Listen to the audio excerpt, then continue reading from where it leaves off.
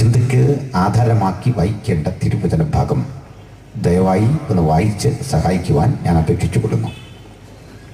വെളിപ്പാട് പുസ്തകം 10-ാം അധ്യായം 5, 6, 7 വാക്യങ്ങളെ ആധാരമാക്കി നമുക്ക് തിരുവചനം ധ്യാനിക്കാം. വെളിപ്പാട് പുസ്തകം 10-ാം അധ്യായം 5, 6, 7 വാക്യങ്ങൾ. ഒരു ശബ്ദം കേട്ടു, സമുദ്രത്തിന്മേലും ഭൂമിമേലും നിൽക്കുന്നവനായി ഞാൻ കണ്ട ദൂതൻ വലം കൈ ആകാശത്തേക്ക് ഉയർത്തി, ഇനി കാലം ഉണ്ടാകയില്ല.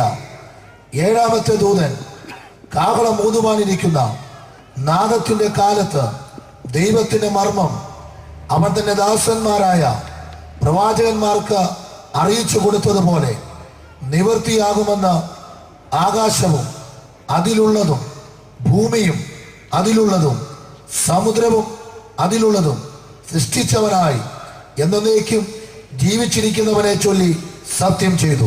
പ്രാർത്ഥിക്കാം. പരിശുദ്ധ കർത്താവേ, അനുഗ്രഹീത രാത്രിക്ക് വേണ്ടി അങ്ങയ്ക്ക് നന്ദി പറയുന്നു. അങ്ങ് ഞങ്ങൾക്കായി ചൊരിയുന്ന പുണ്യാഹ രക്തത്തിൻ്റെ ശക്തി ഇന്ന് ഞങ്ങൾക്ക് വിടുതലും സന്തോഷവും അനുഗ്രഹമാക്കി തീർക്കുന്നത് കൊണ്ട് സ്തോത്രം. വചന കേൾവിക്ക് വേണ്ടി കാതുകൾ മാത്രമല്ല ഹൃദയവും തുറക്കുവാൻ കർത്താവ് ജനത്തെ ഉത്തേജിപ്പിക്കണമേ. ദൈവവചനം ശരീരത്തിനും മനസ്സിനും രൂപാന്തരവും ശക്തിയുമാകട്ടെ. വചന കേൾവിക്ക് വേണ്ടി ഇവിടെ ഇരിക്കുന്നവർ മാത്രമല്ല, ദൂരത്തിരിക്കുന്നവരെയും ചെന്ന് തൊട്ടുണർത്തണമേ. യഹോവയുടെ വചനം അതിൻ്റെ ഉദ്ദേശശുദ്ധി സാധിക്കാതെ മടങ്ങി വരികയില്ലല്ലോ. കാര്യം തകർക്കുന്ന വചനത്തിൻ്റെ വീര്യം ഇന്ന് വലിയ പ്രവൃത്തിയാക്കി വെളിപ്പെടുത്തുവാൻ ഞങ്ങൾ അങ്ങയോട് പ്രാർത്ഥിക്കുന്നു. അങ്ങ് വലിയ വെച്ചിതാട്ടെ, അവിടുത്തെ ശബ്ദം ഞങ്ങളെ കേൾപ്പിച്ചാട്ടെ. വചനപ്രകാശനത്തിന് വിഘാതം നിൽക്കുന്ന എല്ലാ ഇരുട്ടിൻ്റെ കോട്ടകളെയും ഞങ്ങൾ തകർക്കുന്നു. യേശുവിൻ്റെ രക്തമുഖാന്തരം ഞങ്ങൾ ജയമെടുത്ത് പ്രാർത്ഥിക്കുന്നു. നിന്റെ വചനത്തിൻ്റെ വലിയ ശക്തി ജനങ്ങൾ ഏവരും ആസ്വദിക്കുവാൻ കൃപിച്ചതാട്ടെ. അവിടുന്ന് പ്രാർത്ഥന കേട്ടതുകൊണ്ട് സ്തോത്രം. യേശു ക്രിസ്തുവിൻ വിലയേറിയ നാമത്തിൽ തന്നെ, ആമേൻ. Praise the Lord. അനുഗ്രഹീതമായ ഈ വചനത്തിലേക്ക് ഞാൻ നിങ്ങളുടെ ശ്രദ്ധയെ ക്ഷണിക്കുകയാണ്. വിശുദ്ധ ബൈബിളിലെ ഒടുവിലത്തെ പുസ്തകമായ വെളിപ്പാട് പുസ്തകത്തിൽ നിന്നാണ് നാം ഒരു വാക്യം ഉദ്ധരിച്ചത്.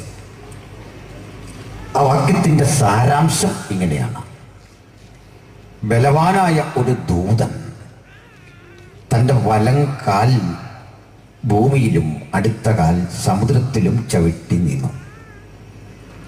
അവിടുന്ന് കരങ്ങൾ ആകാശത്തിലേക്ക് ഉയർത്തി സിംഹം അലറുന്നത് പോലെ അത്യുച്ച നാദത്തിൽ അലറി ഒരു വിളംബരം പ്രഖ്യാപിക്കുന്നു: ഇനി കാലമുണ്ടാകയില്ല. 7-ാം ദൂതൻ കാഹളമൂതുവാനിരിക്കുന്ന നാദത്തിൻ്റെ കാലത്ത് സ്വർഗത്തിലെ ദൈവത്തിൻ്റെ രഹസ്യം അഥവാ മർമ്മം അവിടുന്ന് തൻ്റെ ദാസന്മാർക്ക് അറിയിച്ചു കൊടുത്തതുപോലെ നിവൃത്തിയാകും എന്ന സ്വർഗവും ഭൂമിയും അതിലുള്ള ചരാചരങ്ങളെ ഒക്കെ സൃഷ്ടിച്ച ദൈവത്തെ സാക്ഷിയാക്കി ഞാൻ പ്രഖ്യാപിച്ചുകൊള്ളുന്നു. എന്നേക്കും ജീവിച്ചിരിക്കുന്നവനെ ചൊല്ലി ഞാൻ വിളംബരം ചെയ്യുന്നു, ഞാൻ പ്രഖ്യാപിക്കുന്നു. ഇതാണ് വാക്യത്തിൻ്റെ സാരാംശം. വിശുദ്ധ ബൈബിളിനെ ഉലകത്തിലെ ഇതര മതഗ്രന്ഥങ്ങളിൽ നിന്ന് വ്യത്യസ്തമാക്കുന്ന ഘടകം എന്താണ്? യേശുക്രിസ്തു എന്ന വ്യക്തി ഇതര മഹാന്മാരിൽ നിന്ന് വ്യത്യാസപ്പെട്ടിരിക്കുന്നത് എങ്ങനെയാണ്? ക്രിസ്തീയതയുടെ ശക്തി സൗന്ദര്യങ്ങൾ ഇതര ആധ്യാത്മിക ചിന്തകളിൽ നിന്ന് എങ്ങനെ വ്യത്യാസപ്പെട്ടിരിക്കുന്നു? ഇത് പറയുന്നതിനുള്ളതാണ് സുവിശേഷ യോഗം. നമ്മൾ മതസൗഹാർദ്ദത്തെക്കുറിച്ചും മനുഷ്യ സൗഹാർദ്ദത്തെക്കുറിച്ചും ഒക്കെ കേട്ടു. ഞാനും അതൊക്കെ വിശ്വസിക്കുന്ന ആളാണ്. ഇന്ത്യ ഒരിക്കൽ ക്രൈസ്തവ രാജ്യമാകുമെന്നും ഒരു ക്രിസ്ത്യാനി ഇന്ത്യ ഭരിക്കുമെന്നും രാഷ്ട്രപതി ക്രിസ്ത്യാനി ആയിരിക്കണമെന്നൊന്നും സ്വപ്നം കാണാത്ത ഒരു ഉപദേശിയാണ് ഞാൻ. അങ്ങനെ ഒരു കാലം വരുമെന്ന് ഞാൻ കരുതുന്നില്ല. അതിന് വാക്യത്തിൽ പോലുമില്ല. ഇന്ത്യയെന്നും അതിൻ്റെ മതേതര സ്വഭാവം സൂക്ഷിക്കണം. ക്രിസ്ത്യാനിക്കും പ്രസിഡന്റാകാം, പ്രധാനമന്ത്രിയാകാം, നിരീശ്വരനുമാകാം, മുസൽമാനുമാകാം, ഹൈന്ദവനുമാകാം, ബുദ്ധിസ്റ്റിനുമാകാം, പാർസിക്കുമാകാം. ഒരേ ഒരു യോഗ്യത, ഇന്ത്യക്കാരനായിരിക്കണം, അത് മാത്രം. ചുരുക്കി പറഞ്ഞാൽ ചിലരെങ്കിലും ധരിച്ചു വച്ചിട്ടുണ്ട് ഭാരത ക്രിസ്ത്യാനികൾ ലക്ഷ്യമിടുന്നത് ഇന്ത്യയെ മുഴുവൻ ക്രൈസ്തവവൽക്കരിക്കാനാണ്. തെറ്റിദ്ധാരണയാണത്. ഞങ്ങളുടെ ലക്ഷ്യം യേശുവിനെ കുറിച്ച് ഇന്ത്യ എന്നല്ല, ഉലകം മുഴുവൻ പ്രസ്താവിക്കുക. ഉലകത്തിലെ മുഴുവൻ ആളുകളും ഇത് കേട്ട് ക്രിസ്തുവിൻ്റെ മാർഗത്തിലേക്ക് വരും എന്നും ഞങ്ങൾ കരുതുന്നില്ല. ഉലകത്തോട് പലയാവർത്തി ഞങ്ങളിത് പ്രസംഗിച്ചിട്ടും വളരെ ചെറിയൊരു സമൂഹമേ ഇതിലേക്ക് വരൂ എന്നും ബൈബിൾ പഠിപ്പിക്കുന്നു. ചെറിയ കൂട്ടമേ, നിങ്ങൾ ഭയപ്പെടേണ്ട. വീണ്ടും പറയുന്നു, ഉടുപ്പ് മലിനമാകാത്ത കുറെ പേർ എനിക്ക് സർദീസിലുണ്ട്. ഒരു വലിയ ജനാവലിയുടെ ആരവാരമല്ല, ലോകത്തെത്ര രാഷ്ട്രങ്ങളിൽ ക്രിസ്ത്യാനിറ്റി ഉണ്ട് എന്നതല്ല, എത്ര മഹാന്മാർ ക്രിസ്ത്യാനിറ്റിയുടെ വക്താക്കളായി രംഗത്ത് വന്നിരിക്കുന്നു എന്നതല്ല ഇതിൻ്റെ ശക്തി സൗന്ദര്യം. ഇതിൻ്റെ ശക്തി യേശുക്രിസ്തുവാണ്. ഇതിൻ്റെ സൗന്ദര്യം അവിടുത്തെ വചനമാണ്. അതുകൊണ്ട് യേശുക്രിസ്തുവിനെ കുറിച്ചുള്ള അനുഭവമായ ഒരു സന്ദേശമാണ് സുവിശേഷം. ഞാൻ സുവിശേഷം ആദ്യ ദിനങ്ങളിലൊക്കെ പ്രസംഗിച്ചു. അതിൻ്റെ താളത്തിൽ നിങ്ങൾ കേട്ടിരിക്കാം. ഇത്തരം യോഗങ്ങളിൽ യഥാർത്ഥമായി സംഭവിക്കേണ്ട ഒരു ഘടന, ആരംഭ ദിനങ്ങളിലെ പ്രസംഗകർ യേശുക്രിസ്തുവിലൂടെയുള്ള രക്ഷയെക്കുറിച്ചും പിന്നീട് സ്നാനം ഉൾപ്പെടെയുള്ള ഉപദേശങ്ങളെക്കുറിച്ചും ഒടുവിലേക്ക് വരുമ്പോൾ പുനരാഗമന ചിന്തകളും പ്രസംഗിക്കണം. അതാണ് സുവിശേഷ യോഗങ്ങളുടെ ഒരു ക്രമം. ഇന്നതൊക്കെ മാറി ആദ്യം മുതൽ അവസാനം വരെ ട്യൂമർ മാറ്റുന്ന പണിയാണ് സുവിശേഷം. ഇപ്പം ട്യൂമർ ഇല്ലാത്തവൻ എന്ത് ചെയ്യും? ഇനി മുതൽ യോഗത്തിന് വരെ ട്യൂമർ ഉണ്ടാക്കിക്കൊണ്ടുവന്ന് ഇത് കേൾക്കേണ്ട ഒരു സ്ഥിതിയിലേക്കാണ് കാലം എത്തുന്നത്. തിരുവഴുത്തിൽ പറയുന്ന പോലെ യുദ്ധം അറിയാത്ത ഒരു തലമുറയുടെ യുദ്ധമാണ് ഇന്ന് പലയിടത്തും സംഭവിക്കുന്നത്. അതൊക്കെ പോകട്ടെ, നമ്മുടെ ഉള്ളടക്കം തീരില്ല. വചനത്തിലേക്ക് നമുക്കൊന്ന് അടുത്ത് വരാം. ഭൗതികമായ ഒരു നിലപാടിൽ നിന്നുകൊണ്ട് അല്ലെങ്കിൽ കൂടി ഒരു വാദത്തിന് വേണ്ടി നമുക്ക് സമ്മതിക്കാം, ഉലകത്തിലെ ഏറ്റവും വലിയ മതം ക്രിസ്ത്യാനിറ്റിയാണ്. ഉലകത്തിലെ ഏറ്റവും അധികം ആളുകൾ പാടുന്നതും പ്രാർത്ഥിക്കുന്നതും കേൾക്കുന്നതും യേശുക്രിസ്തുവിനെ കുറിച്ചുള്ള വചനമാണ്. അതിലൊരു അതിരിവിട്ട അഭിമാനത്തിനൊന്നും വകയില്ല. കാരണം ആ ക്രൈസ്തവർക്കിടയിൽ രക്ഷിക്കപ്പെടാത്തവരാണ് ഭൂരിപക്ഷം, സ്നാനപ്പെടാത്തവരാണ് ഭൂരിപക്ഷം. അതിൻ്റെ ഒരു മേധാവി അടുത്ത കാലത്ത് പറഞ്ഞു, വേണമെങ്കിൽ സ്വർഗരതിക്കാരെ കൂടെ നമുക്ക് സഹകരിപ്പിച്ചു കൊണ്ടുപോകണം. ആ പുള്ളിയും ക്രിസ്ത്യാനിയാണ്. അത് കേട്ടിട്ട് പ്രതികരിക്കാൻ ഒറ്റ മനുഷ്യനും ഉണ്ടായില്ല. തെറ്റാവരമുള്ളവൻ്റെ അവസ്ഥ ഇതാണെങ്കിൽ തെറ്റുപറ്റുന്ന നമ്മുടെയൊക്കെ അവസ്ഥ എന്താണ് ആലോചിച്ച് നോക്കിക്കേ. അതുകൊണ്ട് അഭിമാനിക്കാൻ വരട്ടെ, ഇന്ന് കാണുന്ന ക്രിസ്ത്യാനിത്വത്തിൻ്റെ ഒരു ഭാഗം കാപട്യത നിറഞ്ഞതാണ്, ഒരു ഭാഗം മ്ലേച്ഛത നിറഞ്ഞതാണ്. മറുവശത്ത് ഒരു വസ്തുത കൂടി ഉണ്ട്. സത്യത്തിന് വേണ്ടി ദാഹിക്കുന്ന ഒരു വലിയ ജനാവലി ഇന്ന് ആകാംക്ഷയോടെ കാത്തിരിക്കുന്നു. അതാണ് നമ്മുടെ ആവേശം. യേശുവിൻ്റെ വരവിന് വേണ്ടി കാത്തിരിക്കുന്നു. അതാണ് നമ്മുടെ താല്പര്യം. സ്തോത്രം. വിശുദ്ധ ബൈബിളും അനുബന്ധ ചിന്തകളും ഒക്കെ സംബന്ധിച്ച് ഒട്ടേറെ സംവാദങ്ങൾ നടക്കുന്ന ഒരു കാലമാണ്. അതിലൊന്ന് നമ്മുടെ കർത്താവായ യേശുക്രിസ്തുവിൻ്റെ വരവ് എന്ന വിഷയമാണ്.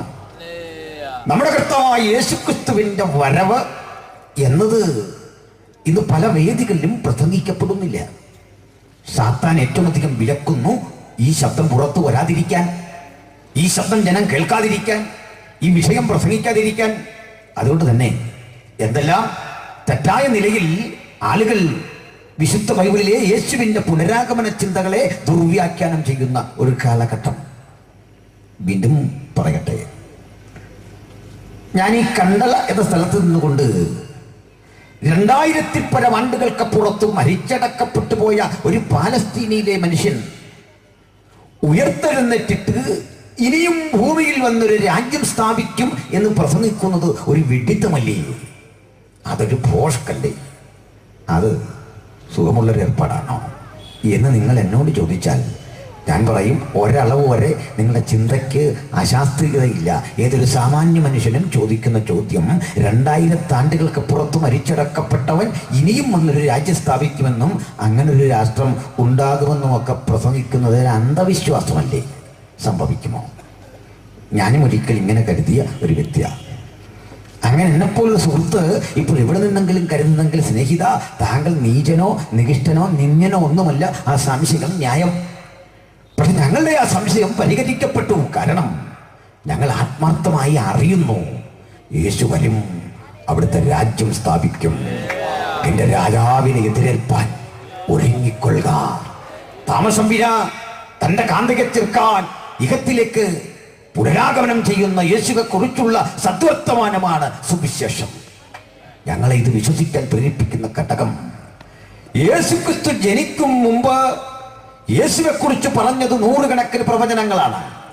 പ്രവാചക ശ്രേഷ്ഠന്മാർ യേശുവിന്റെ ജനനത്തെ കുറിച്ച് പ്രവചിച്ചതെന്തോ അതെല്ലാം കൃത്യമായി നിറവേറി. അവൻ യഹൂദകുലത്തിൽ ജനിക്കും എന്ന് പ്രവാചകൻ പ്രവചിച്ചു. അവൻ അവിടെ ജനിച്ചു. അവൻ കൃത്യമായ നിജപ്പെടുത്തിയ സമയത്ത് കാലത്തിന്റെ സമ്പൂർണതയിൽ ജനിക്കും എന്ന് എഴുതി വെച്ചു. അത് സംഭവിച്ചു. കന്യക ഗർഭിണിയായി ഒരു മകനെ പ്രസവിക്കും എന്ന് എഴുതി വെച്ചു. അത് യാഥാർത്ഥ്യമായി. അവൻ സ്വന്തം സമൂഹത്താൽ ഭ്രഷ്ടനാക്കപ്പെടും, നിരസിക്കപ്പെടും എന്ന് എഴുതി വെച്ചു. അത് സംഭവിച്ചു.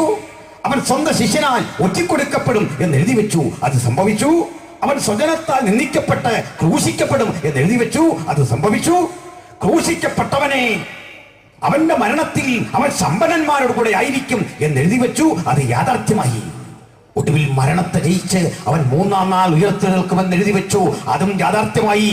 കല്ലറയുടെ കവാടത്തെ ബന്ധിച്ചിരുന്ന മഹാശിലകളെ തട്ടിത്തരണം ചെയ്തുകൊണ്ട് ഉയരത്തിലേക്ക് കയറിപ്പോയ ആ ക്രിസ്തു പുനരാഗമനം ചെയ്യും എന്ന് വിശ്വസിക്കാൻ ഞങ്ങളെ പ്രേരിപ്പിച്ചത് ആ ഒരു വസ്തുതയാണെങ്കിൽ, ഞങ്ങൾ ഈ വിശ്വാസത്തിന് പേര് പറയും ഉയർപ്പിന്റെ ശക്തി.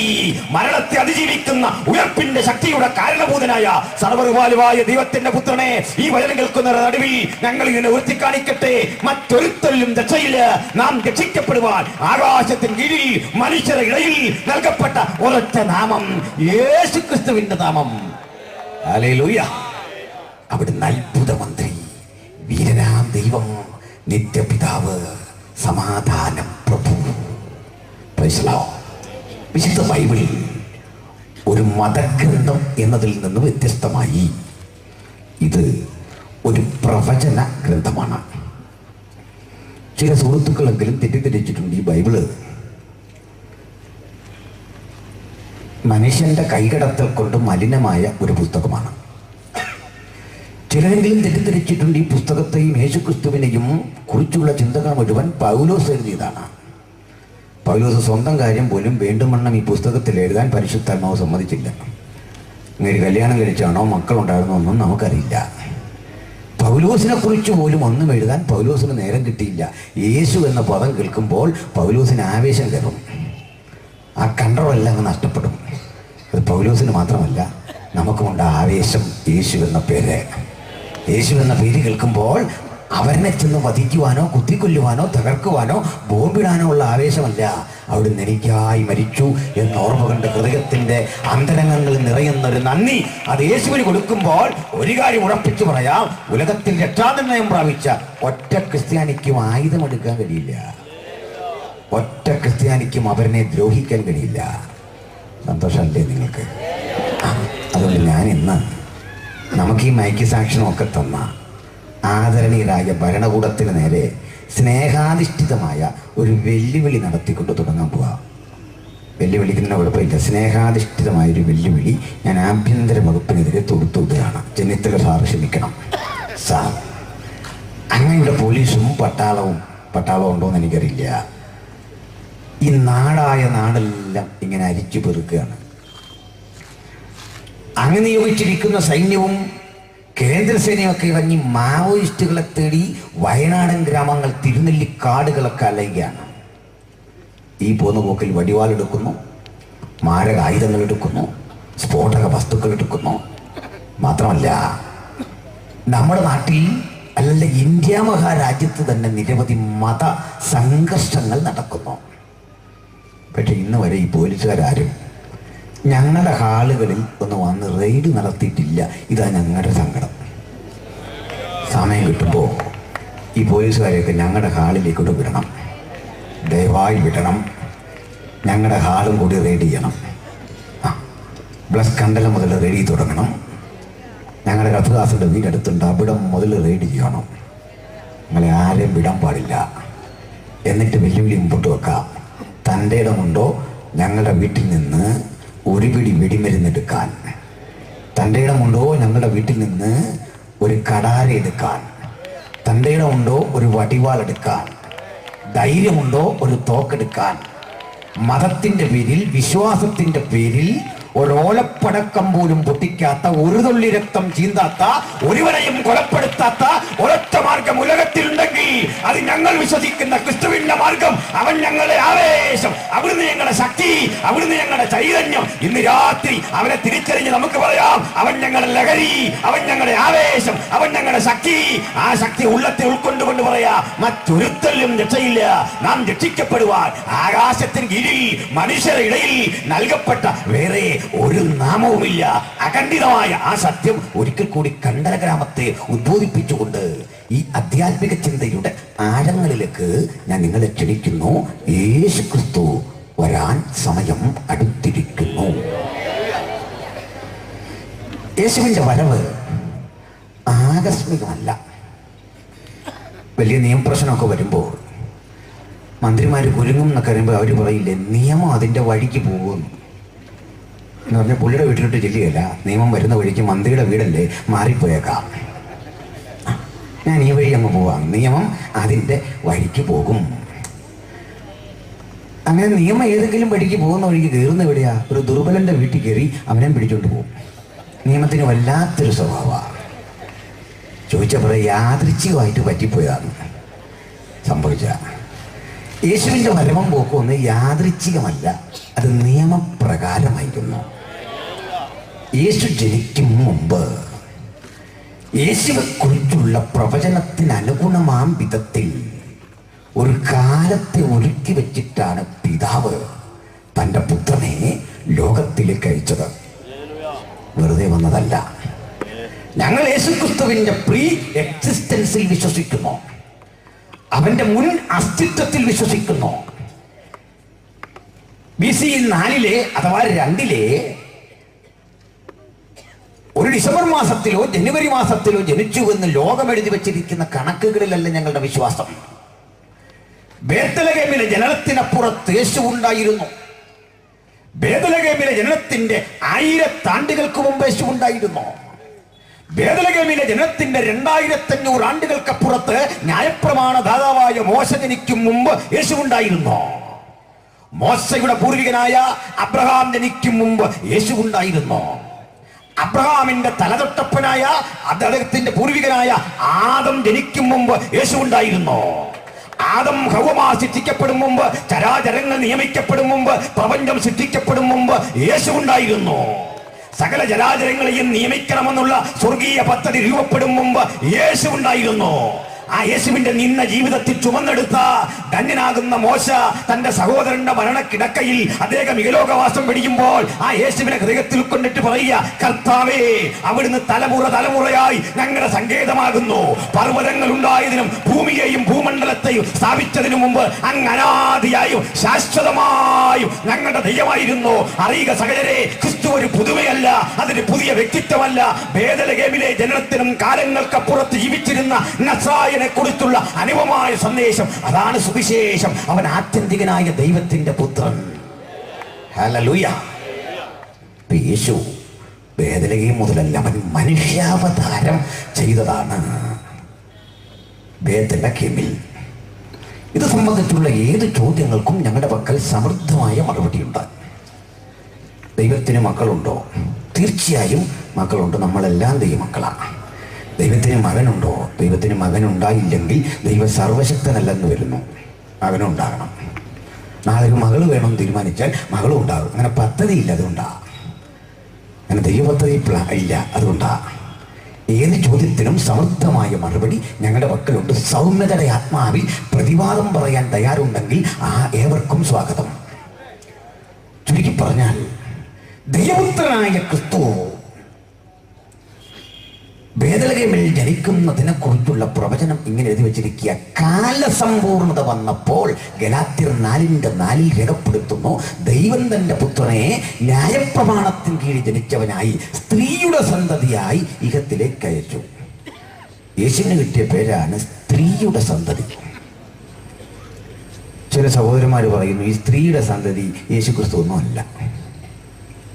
അതിന്റെ കാരണം പറയുന്നത് അവൻ സർപ്പത്തിന്റെ തല തകർക്കും, സർപ്പം അവന്റെ കുതികാൽ തകർക്കും.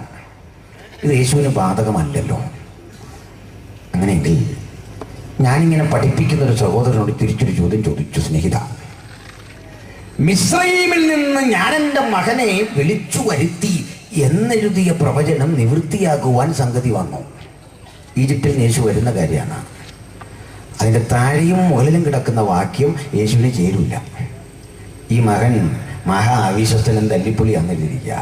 അത് ഇസ്രയേലിനെ ഡയറക്റ്റായിട്ട് കൊള്ളിക്കുന്നത് അനുസരണം കെട്ട മകൻ. യേശു അനുസരണം കെട്ട ആളല്ലല്ലോ. പിന്നെന്തുകൊണ്ട് മത്തായി പറയുക എന്നെഴുതിയ പ്രവചനം നിവൃത്തിയാകുവാൻ സംഗതി വന്നു. എൻ്റെ അർത്ഥം ഇത്രയേ ഉള്ളൂ. ഒരു പ്രവചനത്തിന് പ്രാഥമിക അർത്ഥം, നിരന്തരാർത്ഥം, ആത്യന്തിക അർത്ഥം, ഇങ്ങനെ 3 അർത്ഥങ്ങളുണ്ട്. ആ 3 അർത്ഥത്തിൽ എവിടൊക്കെ കൊള്ളുവോ അതൊക്കെ അതിൻ്റെ നിവൃത്തിയാ. അതുകൊണ്ട് യേശു സ്ത്രീയുടെ സന്തതി, കാലത്തിന്റെ സമ്പൂർണതയിൽ യേശു സ്ത്രീയുടെ സന്തതിയായി പിറന്നു. എന്താണ് ഈ കാലത്തിന്റെ സമ്പൂർണത? ഒടുവിലും കണ്ടത് കാലം ഇനി ഉണ്ടാകില്ല. എന്നിട്ട് ഞാനൊരു ചോദ്യം ചോദിച്ചു തുടങ്ങുകയാണ്, എന്താണ് ഈ കാലം? കാലം ഏതാണെന്ന് നമുക്ക് പറയാൻ പറ്റും. ഓട്ടിസ്റ്റായി നിങ്ങൾക്കൊരു മറുപടി പറയാമോ? എന്താണ് ഈ കാലം? കാലം എന്ന പദത്തിൻ്റെ അർത്ഥം എന്താ? മറുപടി ഉണ്ടോ ആർക്കെങ്കിലും? എന്നോട് പറയണ്ട, സ്വന്തം മനസ്സിനോടൊരു മറുപടി പറഞ്ഞു. എന്താണ് ഈ സമയം അല്ലെങ്കിൽ കാലം? സമയം എന്തായി നമുക്ക് പറയാം, പക്ഷെ സമയം എന്താകുന്നു നിങ്ങൾ പറഞ്ഞില്ല. ഇപ്പം ഞാൻ പറയാൻ പോവാണ്, നിങ്ങളാരും പറയുന്നില്ല. ഇനി ഞാൻ പറയാൻ പോവാണ്, എന്താണ് ഈ കാലം? കാലം എന്ന് പറഞ്ഞാൽ അതിൻ്റേതായിട്ടുള്ളതായ ഒരു ഇതാണ് കാലം. ഇതിൽ പേര് എന്തോ പറയണ്ടേ? അതിനപ്പുറത്തൊരു നിർവചനം ഇല്ല കാലത്തിന്. എന്നാൽ കാലത്തിന് ഫിസിക്സും ഒക്കെ പറയുന്ന, ഭൗതിക ശാസ്ത്രം പറയുന്ന ഒരു നിർവചനം പറയാൻ ഞാൻ ശ്രമിക്കാം. സംഭവങ്ങളെ ഉൾക്കൊള്ളുന്നത് എന്തോ അതാണ് കാലം. ബ്ലസ് കണ്ടല ഒരു കാലത്താണ് നടന്നത്. ആദം ജനിച്ചതൊരു കാലത്താണ്. ആദം മരിച്ചത് മറ്റൊരു കാലത്താണ്. ഞാൻ പ്രസംഗിക്കുന്ന ഒരു കാലത്താണ്. സംഭവങ്ങളില്ലെങ്കിൽ കാലം എന്ന പദത്തിന് പ്രസക്തിയില്ല. സംഭവങ്ങളെ ഉൾക്കൊള്ളുന്നത് എന്തോ അതാണ് കാലം. സംഭവങ്ങളില്ലെന്ന് വെക്കുക, കാലം എന്നൊന്നില്ല. അങ്ങനെയെങ്കിൽ വചനം പറയുക, കാല സമ്പൂർണത വന്നപ്പോൾ ദൈവം തൻ്റെ പുത്രനെ സ്ത്രീയുടെ സന്തതിയാക്കി അയച്ചു. ഒടുവിൽ പറയുക, ഇനി കാലം ഉണ്ടാകില്ല. അതിൻ്റെ അർത്ഥം എന്താ? സംഭവങ്ങളൊന്നും ഇല്ലെന്നോ, കാലമില്ലെന്നോ? കാലം എന്താണെന്ന് നിങ്ങൾക്ക് പറയാൻ സാധിക്കുന്നില്ലെങ്കിലും കാലം എന്താണെന്ന് അറിയാൻ സാധിക്കുന്നുണ്ട്. കാരണം ഈ കാലം നമ്മുടെ ശത്രുവാണ്. അവനാണ് നമുക്ക് പ്രായം തന്നത്. കാലം നമ്മുടെ ശത്രുവാണ്. അവനാണ് നമുക്ക് ക്ഷീണം തന്നത്. കാലം നമ്മുടെ ശത്രുവാണ്. അവനാണ് നമ്മുടെ തല നരപ്പിച്ച് കളഞ്ഞത്. ചില പുള്ളികൾ വീണ്ടും കറുത്ത വെയിറ്റ് അടിച്ചത് ശരിയാക്കി വെക്കും. എന്നിട്ട് കുറേ നാൾ കഴിയുമ്പോൾ മുകളിലെ ഭാഗം ഇങ്ങനെ കറുത്തും താഴെ വെളുത്തും ഇരിക്കും. ഒരു കെട്ടിടം പാതി പണി കൊണ്ടുവച്ചിരിക്കുകയാണ്. ഫുള്ള് വൈറ്റ് വാഷ് ചെയ്യാൻ പറ്റിയില്ല, കാശില്ലായിരുന്നു എന്ന് തോന്നിപ്പിക്കുമാറ് ഇങ്ങനെ നിൽക്കും. അങ്ങനെയുണ്ട്. എന്നാൽ കാലം നമ്മെ നരപ്പിക്കും, കാലം നമുക്ക് പ്രായം തരും, കാലം നമുക്ക് ഓർമ്മശക്തി കുറയ്ക്കും, കാലം നമുക്ക് രോഗം തരും. ഒടുവിൽ കാലം നമ്മളെ അങ്ങ് വിളിച്ചുകൊണ്ട് പോകും. ഇപ്പം കാലം നമ്മുടെ ശത്രുവാണെങ്കിൽ ദൂതൻ പറയുക, ഇനി ഒന്നും പേടിക്കണ്ട, ഇനി കാലമുണ്ടാകയില്ല. എന്നും നിനക്കൊരൊറ്റ വയസ്സേ കാണൂ. സ്ത്രീയില്ല, പുരുഷനില്ല, പ്രായമുള്ളവനില്ല, ബാലനില്ല, വൃദ്ധനില്ല. ക്രിസ്തുവിൽ എല്ലാവരും ഒന്നായിത്തീരുന്ന കാലസമ്പൂർണതയുടെ പദ്ധതി യാഥാർത്ഥ്യമാകാൻ പോകുന്നു. ഇനി കാലമുണ്ടാകയില്ല. 7-ാം ദൂതൻ കാഹളം ധ്വനിപ്പിക്കുന്നതോടുകൂടി ഇനി കാലം ഉണ്ടാകയില്ല. അതിനു മുമ്പ് കണ്ടത് കാലസമ്പൂർണതയിൽ ദൈവം തൻ്റെ പുത്രനെ ലോകത്തിലേക്ക് അയച്ചു പിറവി കൊള്ളാൻ. എന്തിനാ യേശു ജനിച്ച സമയത്തെ കാലസമ്പൂർണത എന്ന് വിളിച്ചത്? അറിയുക, യേശുവിന്റെ ജനനം ആകസ്മികമായിരുന്നില്ല. യേശുവിന്റെ ജനനം സാന്ദർഭികമായിരുന്നില്ല. പ്രീ പ്ലാൻഡ് ആയിരുന്നു, മുൻകൂട്ടി നിജപ്പെടുത്തിയതായിരുന്നു. യേശു ജനിക്കുന്നതിൻ്റെ നൂറ്റാണ്ടുകൾക്ക് മുമ്പ്, കൃത്യം പറഞ്ഞാൽ ഏകദേശം 600 കൊല്ലങ്ങൾ കൊണ്ടെങ്കിലും യേശുവിന്റെ ജനനത്തിന് അനുഗുണമായ ഒരു പശ്ചാത്തലം ഒരുക്കിക്കൊണ്ട് ലോകം അന്നത്തെ നിലയിൽ പരിഷ്കാരത്തിന്റെ ഉത്തുംഗങ്ങളിലേക്ക് വളർന്നു എന്ന് പറഞ്ഞാൽ, ഇസ്രയേൽ എന്ന രാജ്യത്തിൽ, ആ രാജ്യത്തെ കീഴടക്കിക്കൊണ്ടൊരു സാമ്രാജ്യം ക്രിസ്തുവിന് 606 വർഷങ്ങൾക്ക് മുമ്പ് അവിടെ സ്ഥാനമുറപ്പിച്ചു. അത് യേശുവിന്റെ വരവിന് നന്ദിയായിരുന്നു. ആ സാമ്രാജ്യത്തിന്റെ പേര് ബാബിലോൺ എന്നായിരുന്നു. ബാബിലോണിയൻ ചക്രവർത്തി, ഇന്ന് ഇറാഖ് എന്ന് വിളിക്കുന്ന രാജ്യത്തിന്റെ പഴയ പേരാണ് ബാബിലോൺ. ആ ബാബിലോൺ ഭരിച്ചിരുന്ന നെബൂഖദ്നേസർ എന്ന ചക്രവർത്തിയുടെ നേതൃത്വത്തിൽ ഒരു സേന ജെറുസലേം ആക്രമിച്ചു കീഴടക്കി ഇസ്രയേലിലെ പൗരന്മാരെ മുഴുവൻ പിടിച്ചെടുത്ത് അടിമകളാക്കി മാറ്റി തന്റെ സാമ്രാജ്യത്തിന്റെ വിവിധ മണ്ഡലങ്ങളിൽ കൊണ്ട് വിന്യസിച്ചു. ശദ്രക്ക്, മേശക്ക്, അബേദ്നെഗോവ് എന്നൊക്കെ പറയുന്ന ആളുകളെ നമുക്കറിയാം. ഇത്തരം ആളുകളെയൊക്കെ കൊണ്ട് ഇറാഖ് എന്ന് വിളിക്കുന്ന ബാബിലോണിയയുടെ വിവിധ മണ്ഡലങ്ങളിൽ കൊണ്ട് വിന്യസിച്ചു. അവരെ കഠിനമായ ഊഴിയ ജോലിക്ക് വിചാരണക്കാരാക്കി മാറ്റി പണിയെടുപ്പിച്ചു.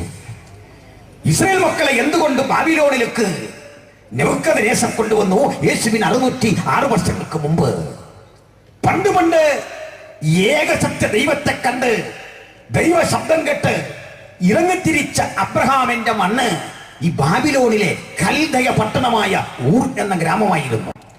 ഊർ എന്ന ബാബിലോണിയ പട്ടണത്തിൽ നിന്ന് അബ്രഹാം അനവധി ആണ്ടുകൾക്കപ്പുറത്ത് യാത്ര തിരിച്ച് ഏകസത്യ ദൈവത്തെക്കുറിച്ചുള്ള ഓർമ്മപ്പെടുത്തലുകളും പാട്ടും പ്രാർത്ഥനയും ഒക്കെയായി ചെന്നടിഞ്ഞ മണ്ണ് വാഗ്ദത്ത കനാൻ എന്നറിയപ്പെടുന്ന ഇന്നത്തെ ഇസ്രയേൽ എന്ന വിസ്തൃത ഭൂമിയായിരുന്നു. ആ സ്ഥലത്ത് അബ്രഹാം ഇസഹാക്കിനെ യാഗം കഴിപ്പിച്ചു. ആ സ്ഥലത്ത് ദൈവത്തിന്റെ വലിയ പ്രവൃത്തികൾ വെളിപ്പെടുത്തുവാൻ ദൈവം അവസരങ്ങൾ ഒരുക്കി.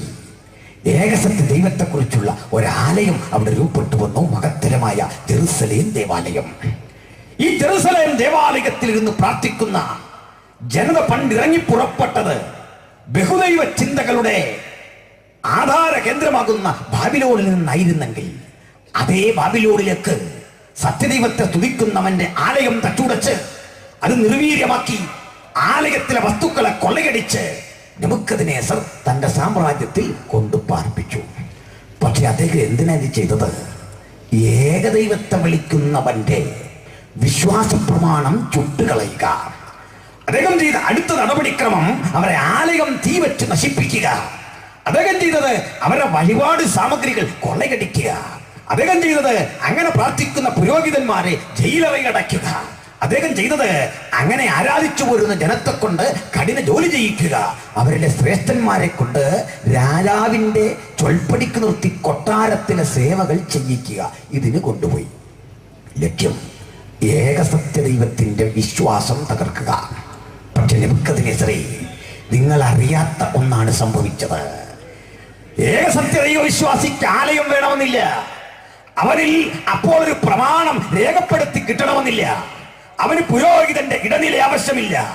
അവന് കൂടിയിരിക്കാൻ ഒരിടം വേണമെന്നില്ല. 2-3 പേർ തിരുനാമത്തിൽ എവിടെ കൂടുമോ അവിടെ ഇരുന്നും പ്രാർത്ഥിക്കുവാൻ അവന് കഴിയുമ്പോൾ ആ സ്ഥലം ജെറുസലേം ദേവാലയത്തെക്കാൾ വിലപിടിപ്പുള്ളതായി മാറും. ആ സ്ഥലത്ത് ദൈവസാന്നിധ്യം ഇറങ്ങും. ഇടനിലക്കാരൻ ആവശ്യമില്ലാതെ, പ്രാമാണിക ഗ്രന്ഥങ്ങളെ പൂജിക്കാതെ ഇസ്രായേൽ മക്കൾ ബാബിലോണിൽ പ്രാർത്ഥനയ്ക്ക് കളമൊരുക്കി ശക്തിയോടെ പ്രാർത്ഥിച്ചപ്പോൾ ദൈവം വലിയ പ്രവൃത്തികൾ അവിടെ ചെയ്തു. എന്താണ് ചെയ്ത പ്രവൃത്തി? വിശുദ്ധ ബൈബിളിലെ ഏറ്റവും നല്ല കൃതികൾ രൂപപ്പെട്ടത് അവർ ബാബിലോണിൽ പ്രവാസത്തിൽ കിടക്കുമ്പോഴാണ്. ദാവീദിന്റെ ഭാഷയിൽ പറഞ്ഞാൽ, ഞാൻ കഷ്ടതയിലായിരുന്നത് എനിക്ക് ഗുണമായി. വേദനയുടെ ആധിക്യം സ്വപ്നങ്ങളെ കാണുവാൻ അവരെ പഠിപ്പിച്ചു. വേദനയുടെ ആധിക്യം ദർശനങ്ങൾ കാണുവാൻ അവർക്ക് പ്രേരണ നൽകി.